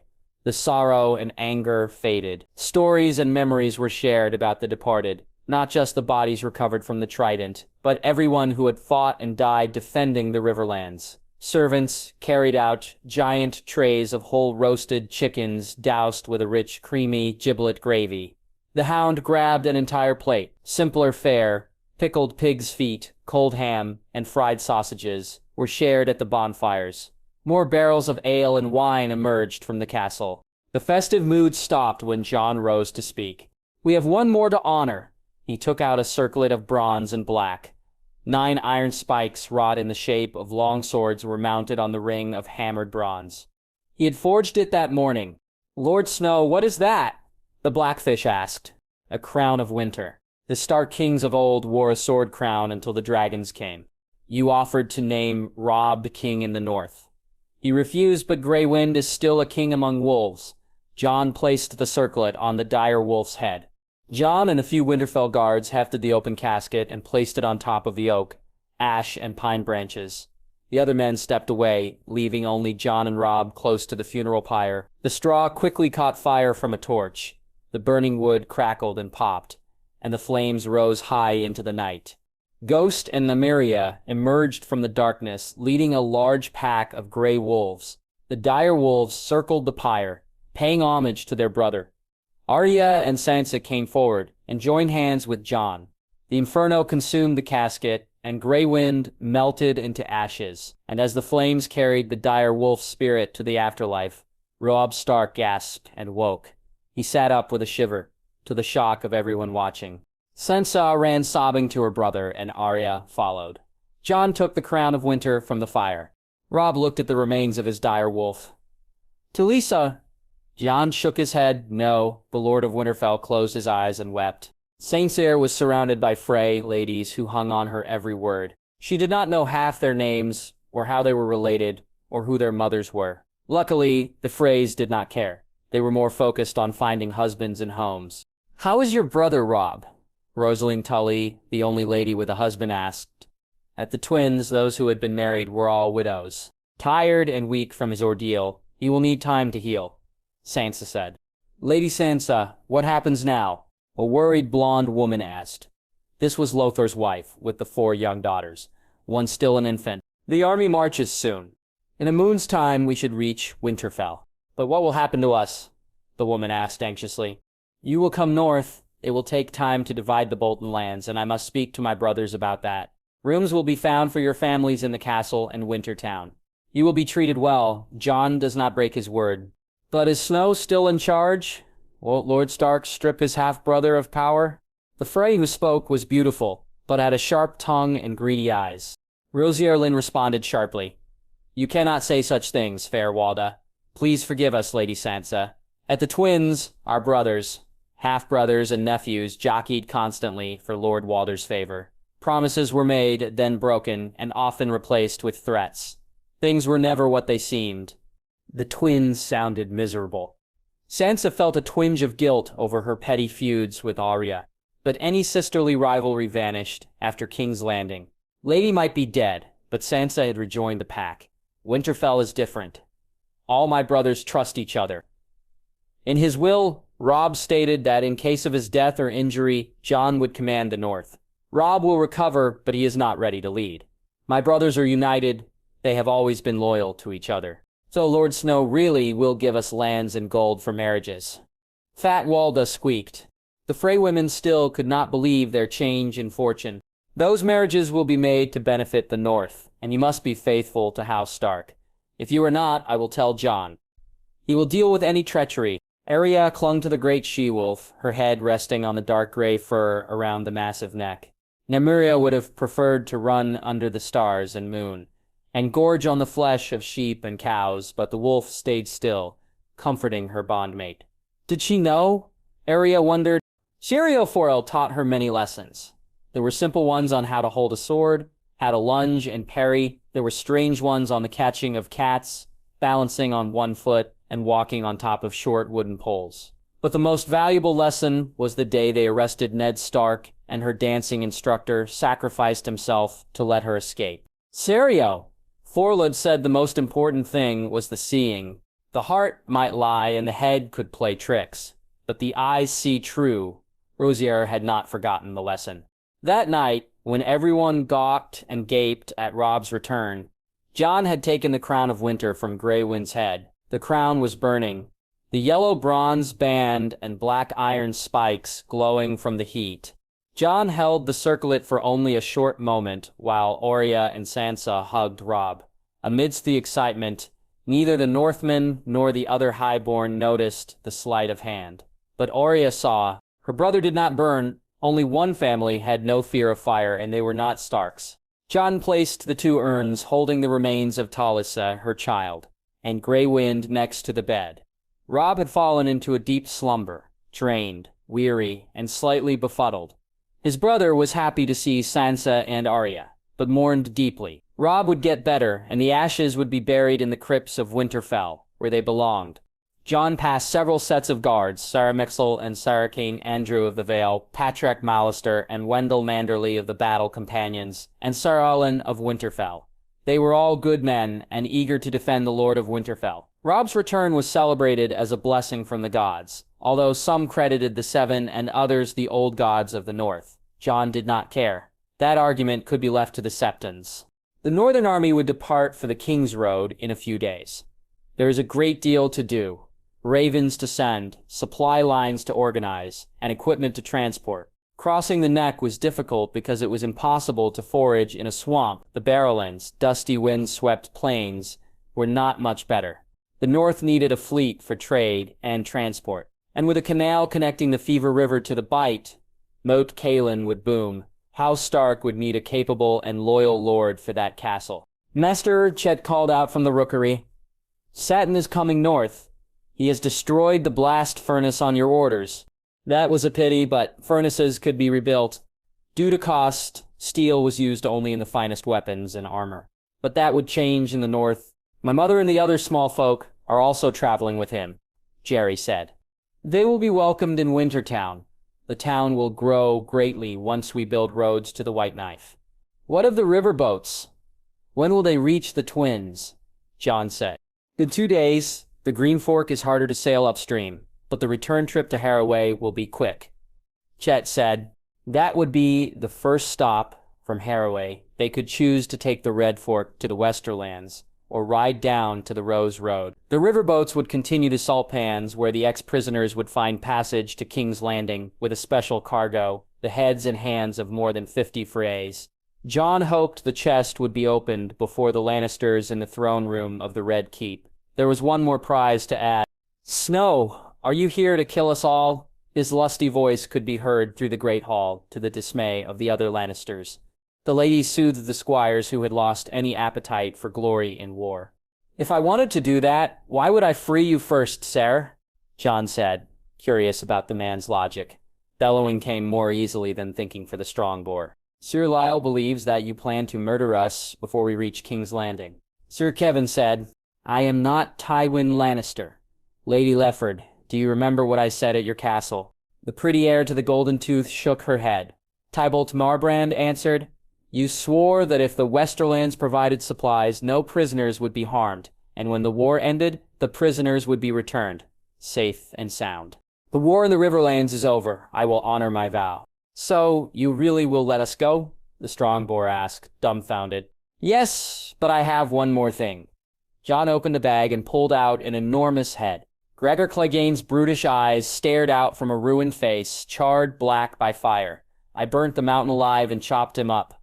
I will do worse to anyone who attacks the Riverlands again. The Westermen knights and lords were silent. The women looked away. The mountain's head will be sent to Oberyn Martell.